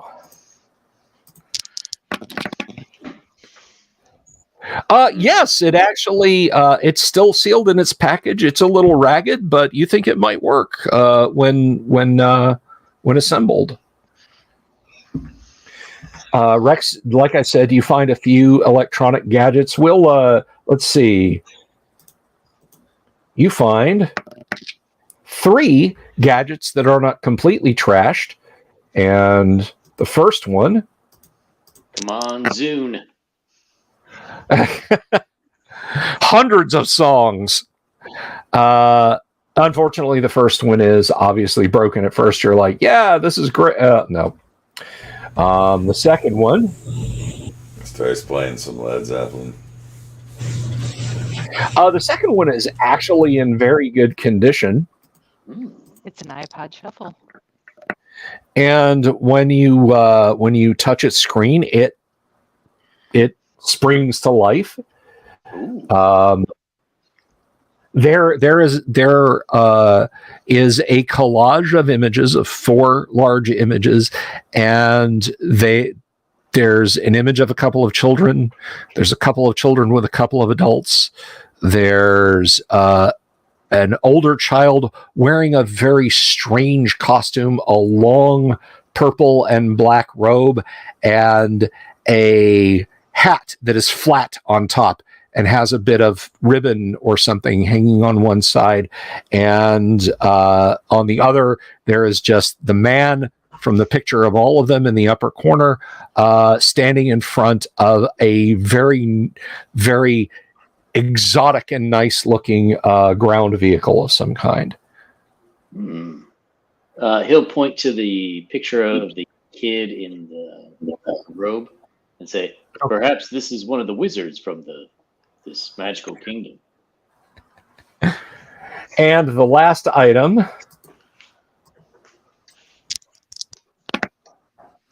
is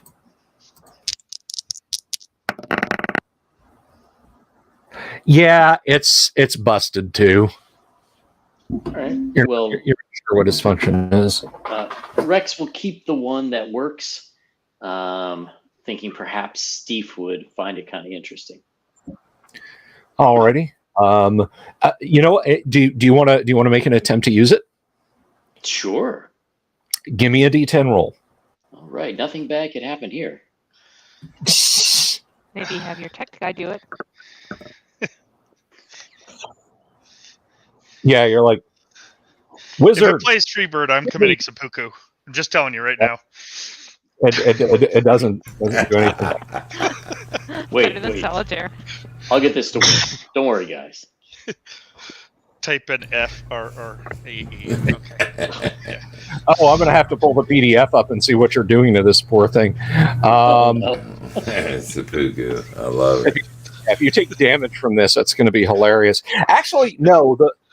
The first roll was what, a 7? A 6? 7. Yeah, you touch the images and they all kind of blur out, and now you're looking at a series of smaller images, and you select one to tap, and all the images go away, and there's just a series of numbers, and the numbers on the far right are changing every second. He will Tuesday, date unknown. He will quickly hand it over to Do Re Mi. Here, make this work. It's a countdown, right? The final countdown. Yeah, I look at it and I say, man.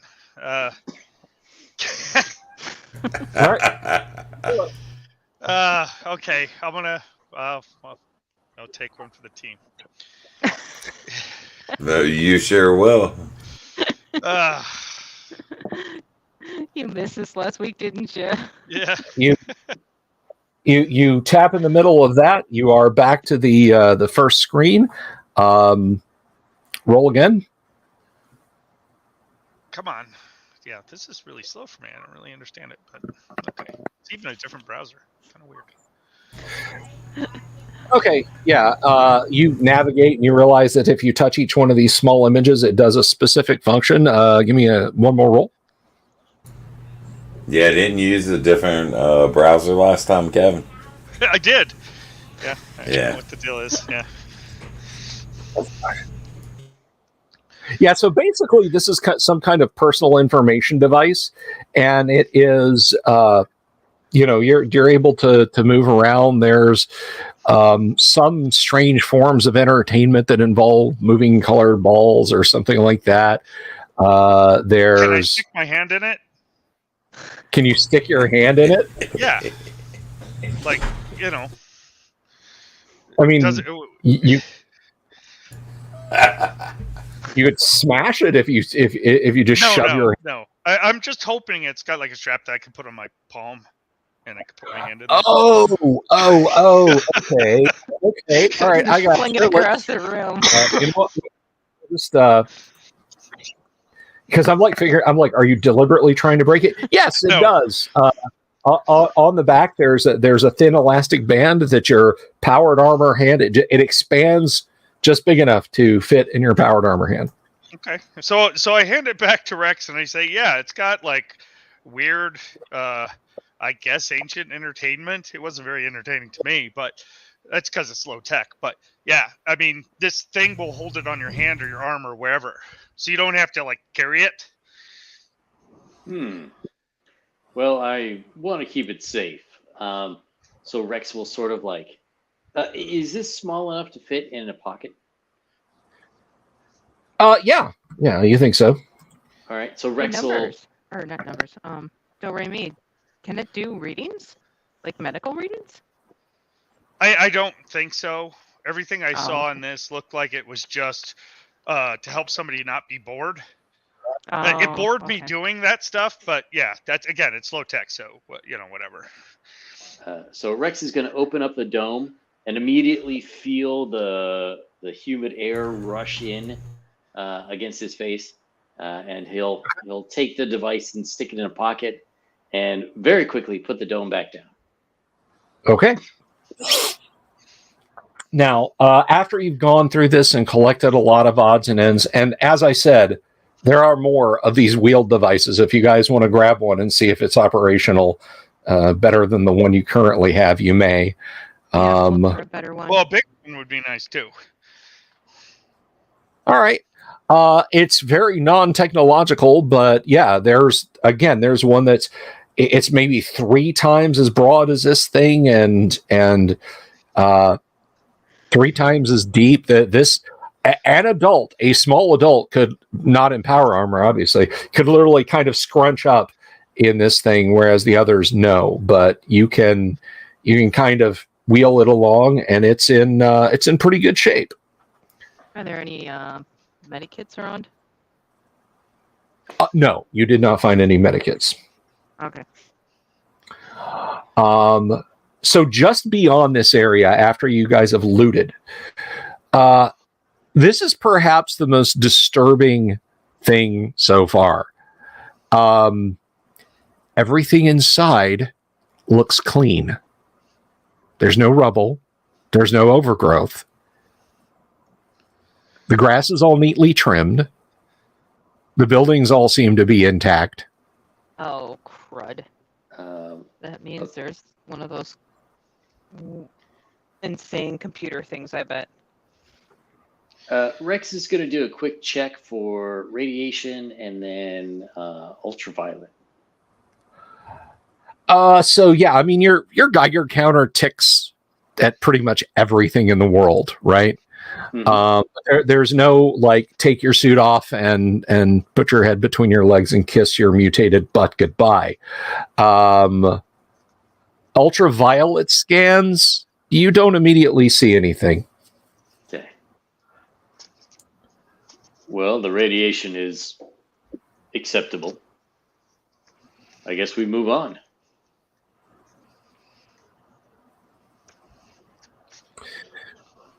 All right. So you're looking at a very incredibly neatly manicured green space. It's kind of creepy because, as I said, it's incredibly neatly manicured. There are benches around. There's a fountain that, when you go in, springs to life and clear water starts spluttering and spitting and splashing.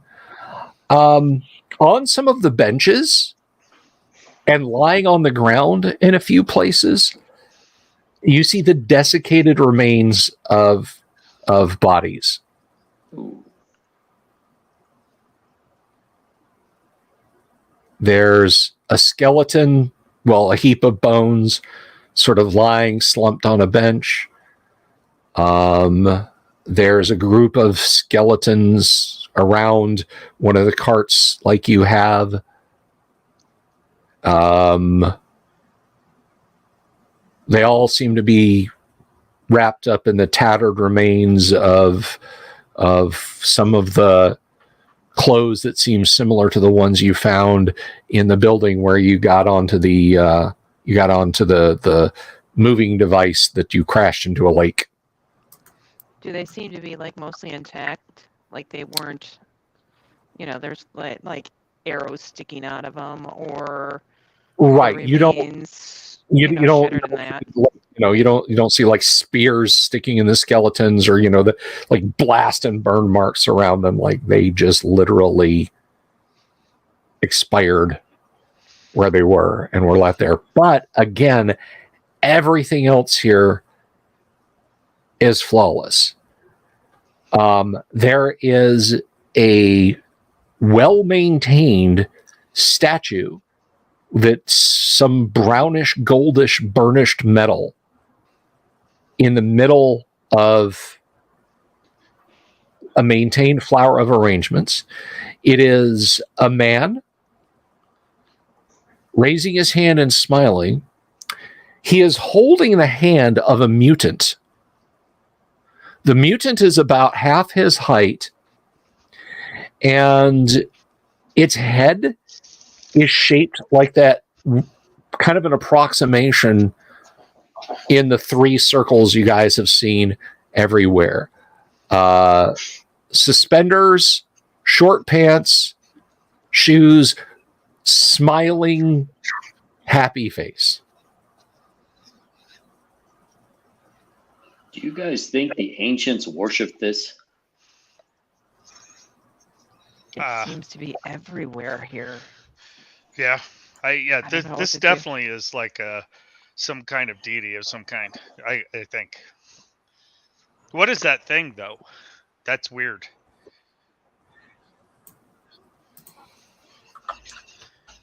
I'm not sure. Perhaps. It's got clothes on, but it's strange. Perhaps we should leave an offering. Okay, sounds great to me. So there's a ring of flowers around this thing. Like there's living like a flowers? garden area, yeah, like topiary. Okay. Rex is going to take out 2 domars and place them in front of the statue. Okay. When you approach the statue, light kind of pours up from the base and surrounds the statue, exactly conforming to it. There's a very genteel, extremely well manicured man. And even though the statue underneath doesn't move, it kind of creates the illusion that it does, because this light that seems to surround it moves and says, "Welcome to you all. It's good to see all of you. Please come in and have a good time here in the happiest place on earth. My name is Walt Disney, and of course, you know Mickey Mouse." And the same light effect surrounds the other one, and in a high-pitched voice, it laughs and says, "Hi, kids. Alright, I'm gonna shoot that one that's at Walt. No, Okay. no, he just invited us in. I knew the Domars would work. Man, that's ridiculous! Probably sane is faster than anybody else. Probably sane. You have seen this thing. It lights surrounded it, and it started talking to you. Now, as you guys approach, before this happens, I left something out. There is also a well-maintained brass plate that it says Walt Disney. It has 2 sets of numbers, and presumably there's history underneath it. We'll deal with that afterward. So you're blasting this thing, yeah? I mean, it's up to you. I'm not saying you are, but you said you were going to do that, so I'll take your silence as a no. I apologize. No, I apologize. I was muted. Okay. Yeah, I'm blasting the hell out of that thing. Mark off a charge. You melt a hole right through the metal. Stepping out of a building about let's see. I need to make a roll here. I need to check something. So we're going to see what exactly responded to that. And you did mark off a charge for firing your rifle, right? Yes, sir. Always. Okay. Just making sure. Always. All right, I think we should I'm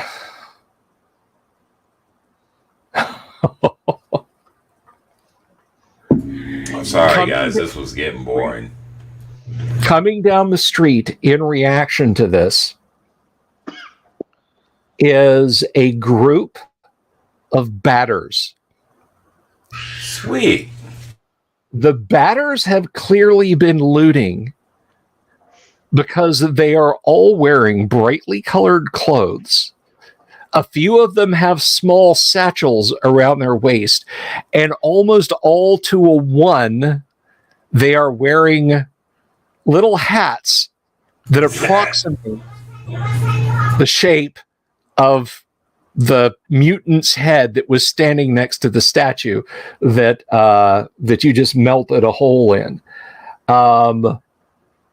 After you fire from the speaker, or rather from somewhere around the statue, you hear like a bell sound, and it says, "Please refrain from damaging or otherwise altering the property of Walt Disney World Incorporated."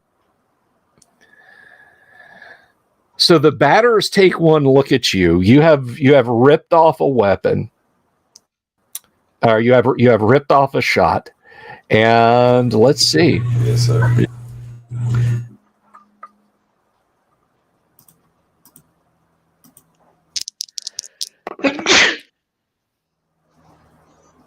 Bless you. Was he? Okay. The batters kind of hold up their paws, and with their little carts and so on full of stuff, just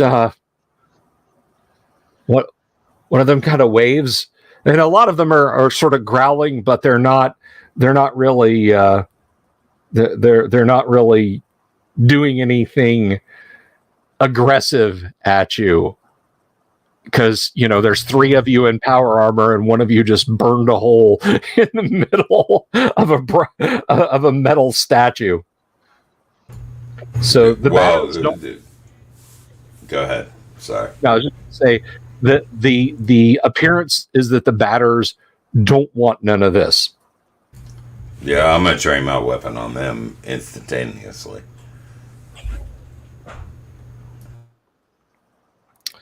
I'm not gonna fire or anything. That's fine. What is Rex doing? He is silently swearing to himself. What is WAV doing? I'm gonna pull my my rifle at low ready. I'm not pointing at them. I'm not have my finger on the trigger. I'm looking at them, trying to figure out what the hell they're trying to do. Okay. What is Mercy doing? My crossbow is out. I have it down, so I'm not aiming it at them, but I have it ready. Okay. So there's a beat when the batters realize they're not going to shoot them. They truck towards that tunnel that you guys just came through. With like they're like dropping odds and ends as they go and are just beating feet. What are you running from? I missed the word trucking. You know, that was a good 80s word right there. That is a good, it is. After this happens, you hear a very smooth metallic sound. There's this sort of machinery sound, and a door rolls up. You're not sure what you're looking at. There is a blue sort of humanoid figure. Well, it's clad in some kind of blue outfit. It's got an elongate hat on that has a gold-colored star in the middle. The face is weirdly canine and has exaggerated stubble on its equally exaggerated chin. And it is walking right over to where you guys are. Ah, shit, it's another mutant. And it points at Numbers Rab and it says, "Hey, I'm sorry, sir. I'm going to have to ask you to leave the park. Vandalism is not permitted." And it is trundling right over to you. Numbers, you can react to it if you want. Ask this. And I'll shoot it. Whatever. Okay, you get to go first, so go ahead and roll your attack. Sweet, I get to roll a die. That's all I wanted.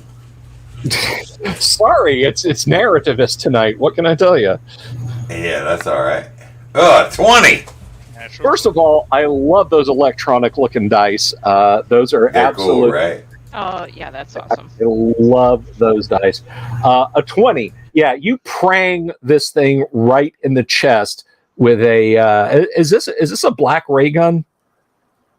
Oh, He well, dropped. we'll never. I think it's 9d6 that he's rolling on that. So we'll Myself again. It's a 66. It's a laser 66. rifle. Okay, so go ahead and roll that.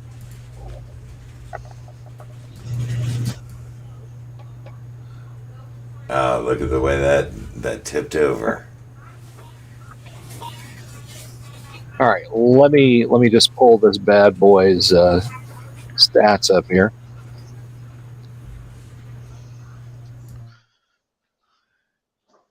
And what was your total on that? I missed it before it went away. 26. 26. Okay. I see it there on the Yes. dice tray. Actually.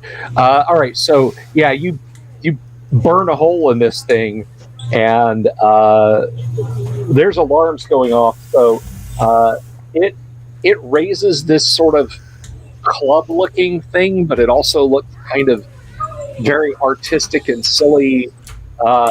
And it points it at your little group there, probably saying you've already shot it. What's Rex Dashington doing? He is going to say, he's going to turn to probably and say, "This is why we can't have nice things."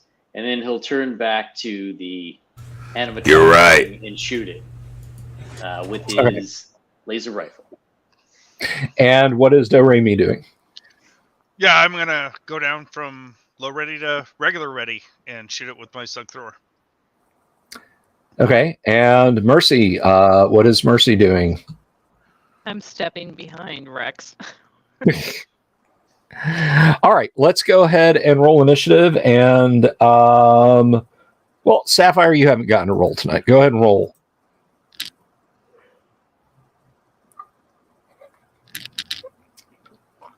Okay, you guys take your shots at it. Sweet. Well, probably Sane's you've already fired in this round. So that's Yeah, just, I have. I was just saying sweet because right on. you got beat. Oh, I see how it is. It's still that is rolling in my table. Okay. That is a miss. It kind of steps out of the way before you can draw a bead on him. And Yang, go ahead and roll your attack. Right. It matrixed me. Wow. Come on, Yang. Oh, Yes. Same. It just kind of steps around those. It raises up what looks like a club in its hand, points it at you guys. It's kind of aiming for a hex here.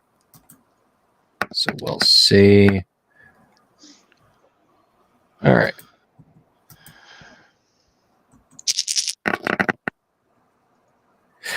It's not too bad. I don't think anyone's con here is less than 8, is it? No. Negatory. No. Okay. Well, really, that's more for Mercy because the rest of you guys are wearing powered armor. Yeah, Mercy, you hear clank and landing somewhere near the party is obviously some kind of grenade, and there's a sort of bluish, whitish smoke that drifts over. You're not sure if it's old or if you're just lucky and strong. But it does not overwhelm you. You do get kind of a whiff of it, and it makes you a little bit dizzy. You kind of stagger a little bit as it as the fumes waft around, but you don't take any damage. What the heck? That's nasty, dude. Nasty. You guys hear a buzzing sound in the air and look up, and there's a couple of flying robots that are about 1 meter across, and they're swooping down and will be here at the beginning of the next round, not the round that we're about to go to, but the round after that one. So probably Sane, what are you doing? Yeah, I'm gonna take another shot. All right, go ahead and roll it.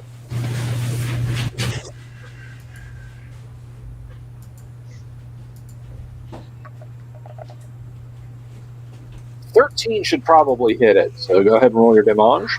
Yeah, that's weapon class 13. Yeah, that's going to hit him then.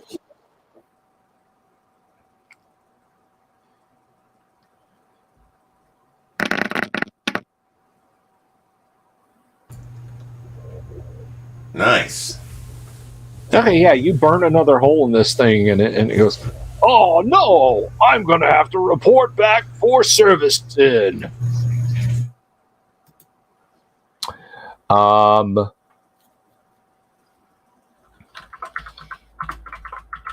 The rest of the group, what is Rex Dashington doing? He is going to. I think he's going to switch targets and try to shoot one of the flying things. Okay.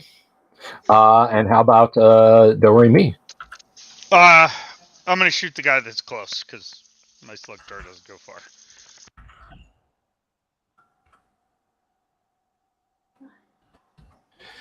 All right, and Mercy, you just cowering behind Rex? Actually, I'm going to use my crossbow and try to take out one of the flying things too. All right, they're a great distance away. Let's go ahead and roll initiative and put it over to Yang. Roll initiative for the side, please.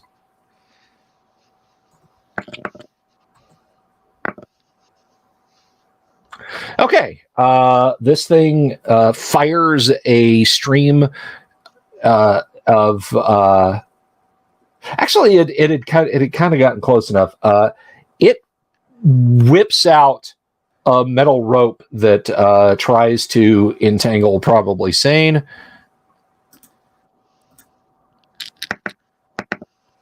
And it does entangle probably Sane. So let's see.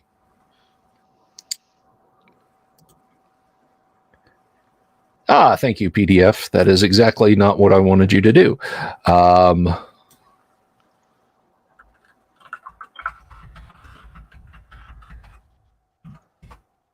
This is one of those things that I am never... Oh, I forgot about that. Okay, well, what's done is done.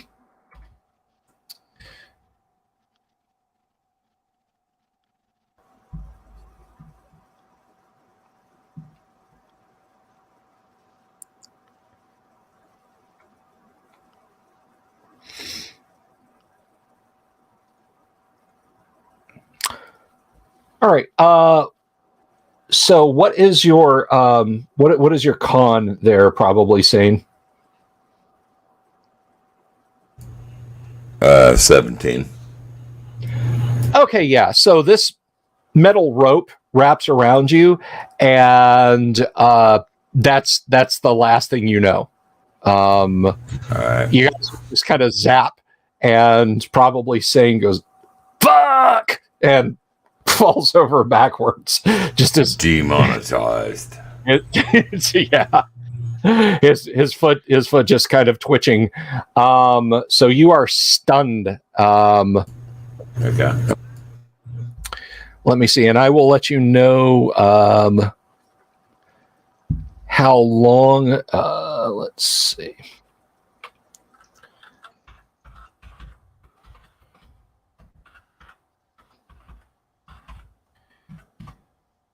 Real quick here.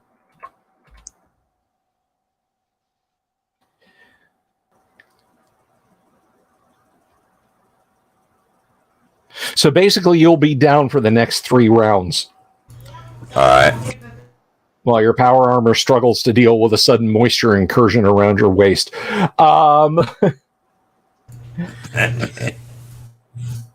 Let's see. So it did that, and the other bots will be close enough to do something to you guys in the next round. So go ahead and take your shots at those, Rex, Kevin, and Mercy.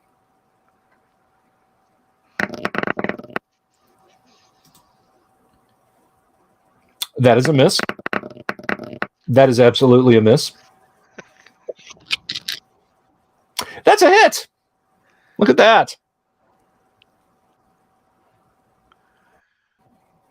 So you peel off a crossbow bolt, and you sort of see this bluish shimmer, and the bolt just sort of prangs up in the air. It's a pew, ricochets off something like a shield. All right. In the next round, they are now close enough to do something. This thing kind of clanks forward and is stooping over probably Sane in the round. What is Rex Dashington doing? So did we say if he has any punch damage with the suit or no? It's not. No, it's No? not. It's not really.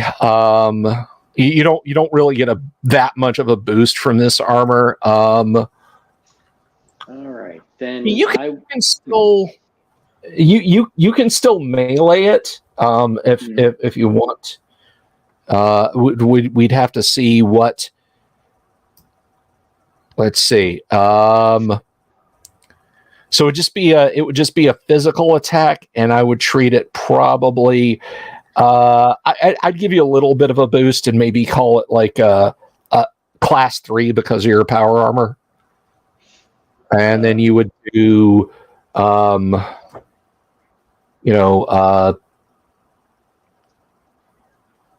How many dice are rolled for Constitution? Is it 3d6, 4d6 for pure strain? I don't remember offhand, but I think I'm going to go with the laser rifle, just to make it That's easier. fine. That's fine. Okay, and are you shooting at the cartoonish blue robot? Or are you shooting at Yes, one of the? I'm going to shoot at that. Okay, Kevin, what are you firing at? I'm not firing. I'm going to draw my vibroblade and try to sever that whip, whatever the hell that is. Did it detach, or is it still attached to something? It actually zipped back in. Like it hit it hit him with it, and then it reeled it back in. All right, then I'll just attack him with the vibroblade then. Okay, and Mercy, crossbow bolts, or what are you doing? I'm going to fire another crossbow bolt at the drones or whatever they are. Okay, fair enough. Let's roll initiative then, and Kevin, roll initiative for the side, please. Oh, I hate that. Maybe I can get a 6. Nope. Okay, Kevin, Nope. roll your. All right. Boom! Oh yeah, you get him Nice. 25 points. He's sparking and smoking as he is bending over, and this kind of distorted warbling voice comes out and says, "Please do not tamper with park equipment." You do that rather well. Thank you. It's probably his practice. Rex, take a shot. You're shooting at the blue thing. Yes. Okay, Hang on. Nope. Sorry. that's There we okay. go. Okay. That will miss.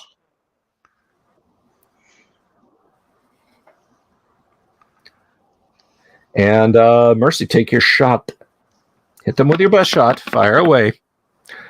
That will miss. All right. So the drones are now firing on you guys. Just roll for both of those.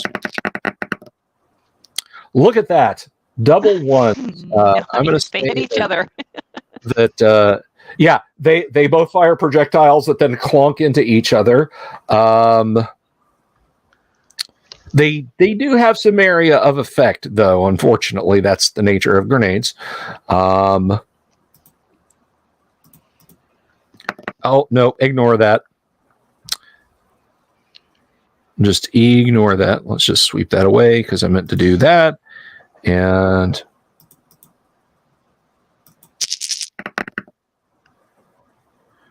oofda. Okay, what is Mercy's con again? 18. Yeah, that that was bad. That just being in proximity of that was rough. And the other one,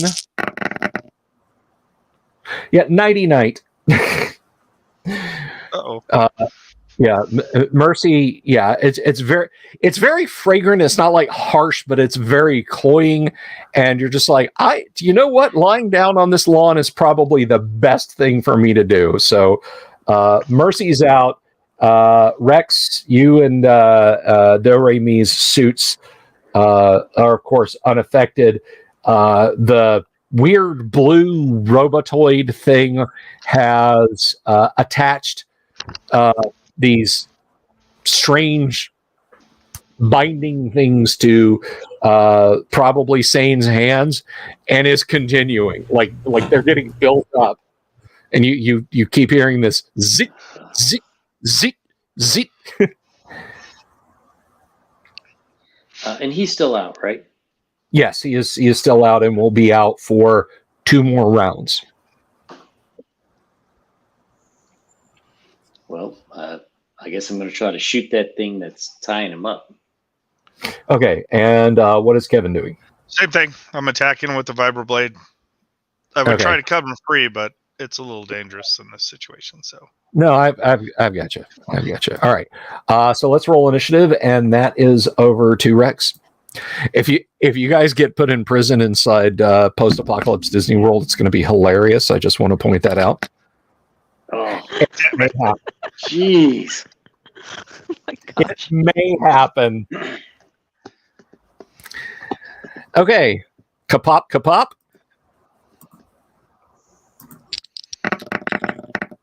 Not to be confused with K-pop.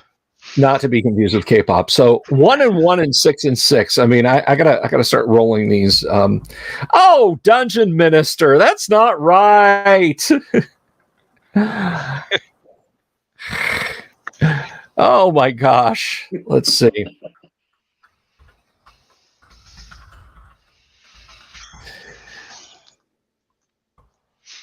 Yeah, they're firing in your general direction. And I gotta.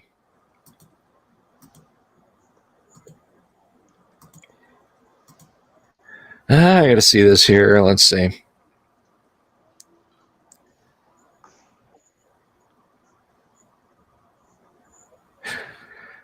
All right. Yeah. These things land near you, and you know the bluish whitish smoke is drifting around you, but it's not really it's not really affecting you because you're in your suits, and you hear from one of the speakers nearby you. If you don't stop acting violent, we're authorized to use more serious methods to eject you from the park. Ha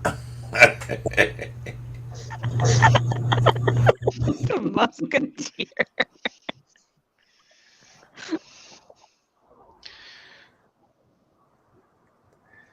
Okay. Oh man, Dungeon Minister. So we super chatted Dungeon Minister up on his live stream earlier in the week, and I think he probably just walked over to the hotel bar and was like, you know, set him up. Sacramento wine, just right there. Just anyway. The good stuff, not the watered down stuff. Right. Give me a holy water. That's vodka and tonic Sacramento. Okay, Oh, so I'm gonna have to try that. I just made that up on the spot. Dungeon Minister's probably preparing like a nasty letter or something like that. All right, so go ahead and make your attack on this thing.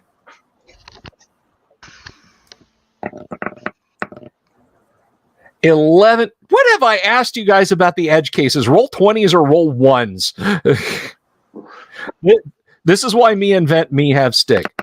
We can round that up to 1. Hey, number Or 10. to 12, 20. And 11. All right. So this thing's armor class. Let's see. And you were attacking it with a vibro blade. So that hits. Your vibro blade hits. I'm just going to say you step in and decapitate this thing. Nice. And it just like, it stands up and turns straight towards you, its metal hands opening and closing, and there's just this incomprehensible high-pitched gabble coming out from somewhere in it. And then it falls over. I'm going to roll a 20 on a 1. It falls on top of numbers and does damage to him. I'm just kidding. But yeah, you know, like, falls over backwards. Fine machine oil pooling on the ground around it because you got to have that. Rex, where you were shooting at it too, so you blast it and stop that horrible sound coming out of it. It just kind of jerks when your laser beam slams into it. Birds fly. Okay, new round. Probably you will be up off your butt in the end of the next round, or beginning of the round after. So, Sure. Rex and Doremi are doing what? Shoot a flying guy. How far is the flying guy? Is it vibroblade? They're like maybe 10 meters directly above you guys. Okay, so I can't reach it with the vibroblade. No. I'm gonna switch back to my slug thrower and hopefully use it usefully. Okay, and what about Rex? Yeah, he's just gonna laser rifle flying guy. Okay. How many shots you got left? You keeping track of that? Yep, I got 2 left in this clip. Excellent. All right. Let's roll initiative, and I can't remember who it was last time. So, Rex, how about you? 3. I got a 3. You got a 3. It's initiative tied. Golly. Let's just re-roll. Let's just re-roll. It's easier. I got a 1. You guys are going to go first. You absolutely went first. See, it made sense There to. you go. All right, take a shot. And then we'll have to figure out if I'm going to wake up anytime during this combat. Oh, come on. Bzzzt. Okay.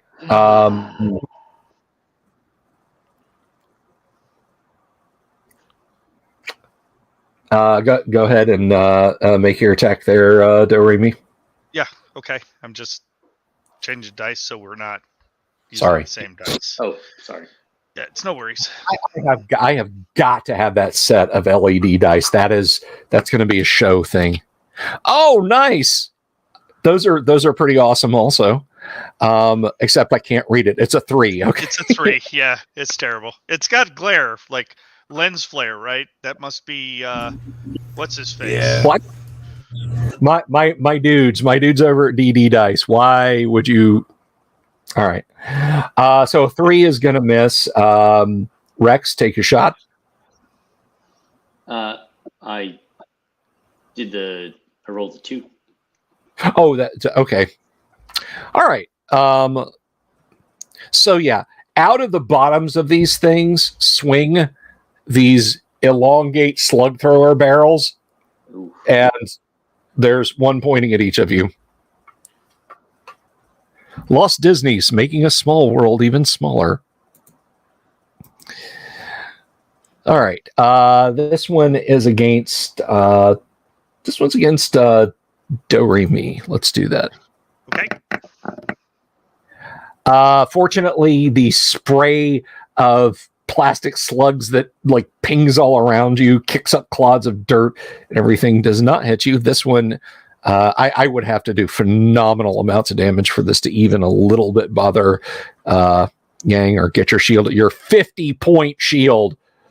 I don't know why I'm bothering. It hits you.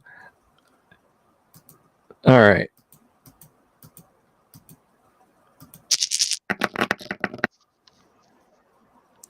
So yeah, you kind of watch your energy shield meter just kind of glides down about half. Operator warning: impact detected on energy shield. Okay, so next round, probably saying you will be up at the end of this round. Okay. Rex and Kevin, you guys taking a shot at this thing again? Yeah, of Oh, yeah. course. It's trying to kill me. It's not trying to kill you. It's just trying to eject you from the park. That's killing Not me, alive. as far as I'm concerned. All right.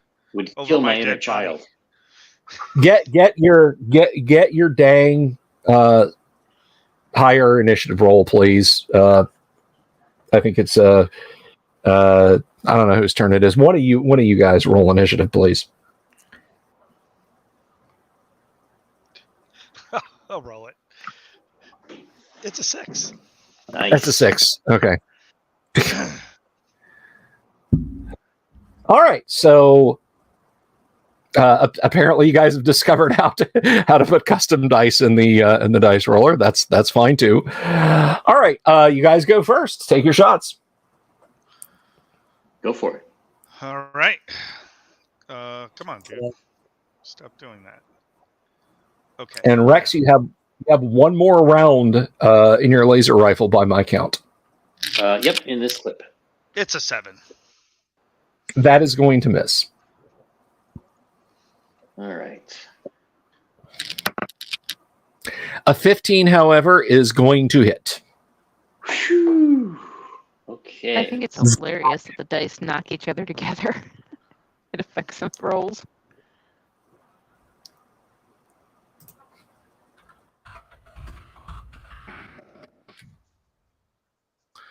And 16. So yeah, you can kind of see that rainbow-hued flare around the thing. Your shot interfaced with an energy shield. Now my turn. A stream of bullets at... we'll throw this one at Do-Re-Mi. Okay. And I will miss completely. Ping, ping, ping, ping, ping, ping, ping, ping, ping, ping, ping, ping, ping, ping.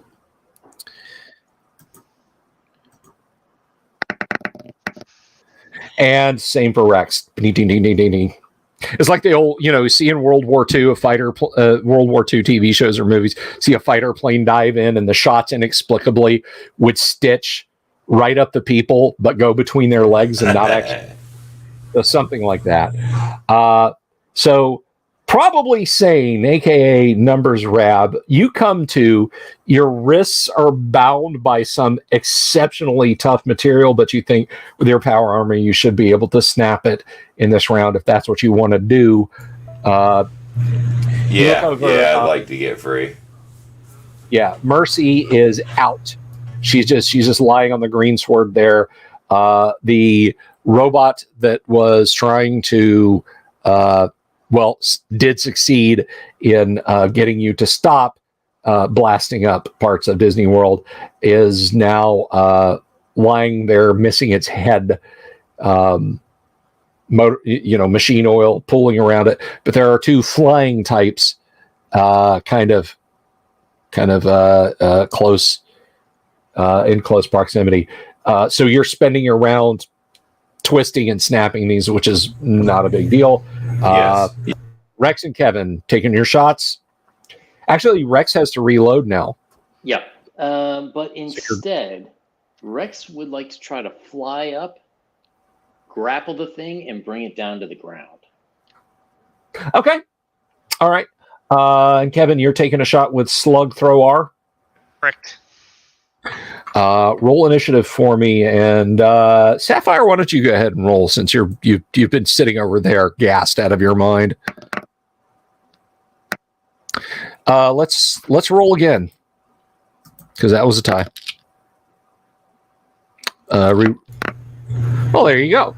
Party goes first. Rex, you fly up. Give me an attack roll, please, to grapple the drone.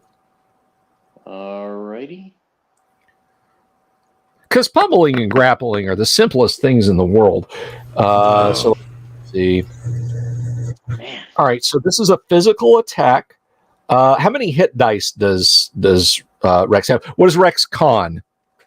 His con is 13. 13. Okay. Yeah, this thing just kind of hovers like an extra meter up above you when you try and give it a very special hug. Kevin, go ahead and take your shot. Okay. Gonna do so. There it is. 90? A 6. Not 90.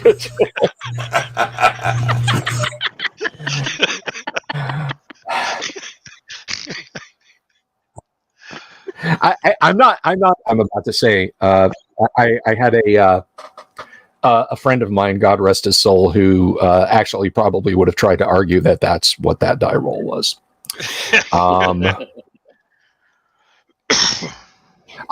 I hope you're at peace now, Tim, but Jesus Christ, gaming with you was so frustrating.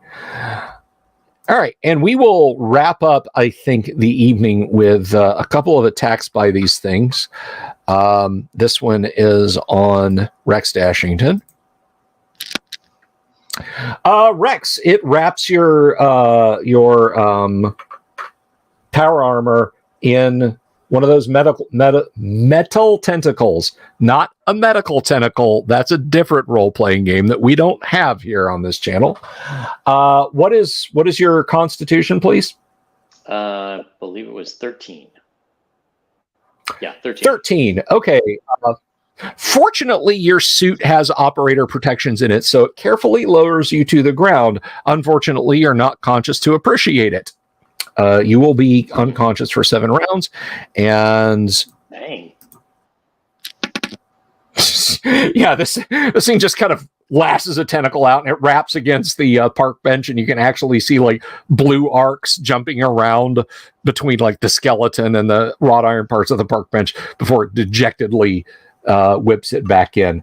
Numbers is up. Do Re Mi is up.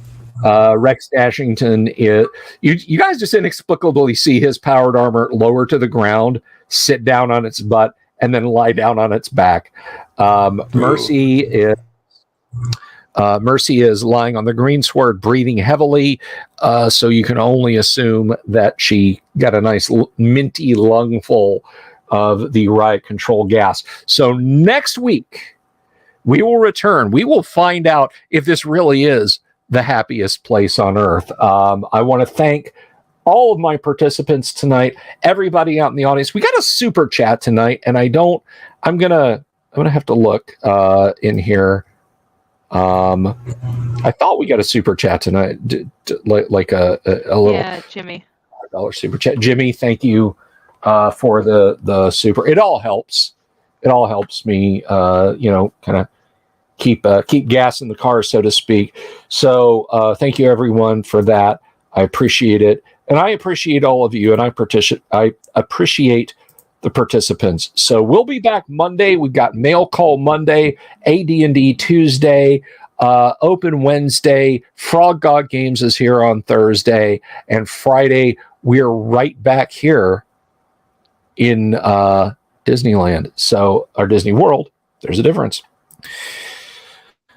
So until then, from all of us to all of you, have an absolutely wonderful Friday evening. But, the question that we always ask at the close of the show, particularly when we're dealing with mutated creatures, is, have you seen my owlbear?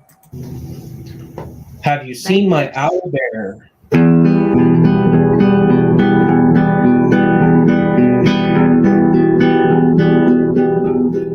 Here's to all the weirdos everywhere in the woods and in the air. Have you seen my owlbear? Should I shave off all my hair? Bobs are all around. Some live in tunnels underground. Some are fat, some are rich, some are sleeping in a ditch.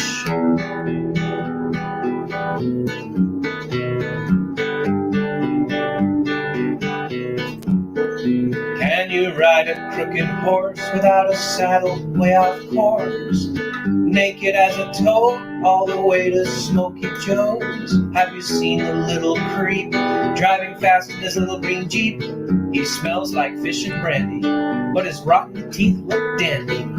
Take me to the show, I don't care if fast or slow. From action flicks to dancing dicks, just take me to the show.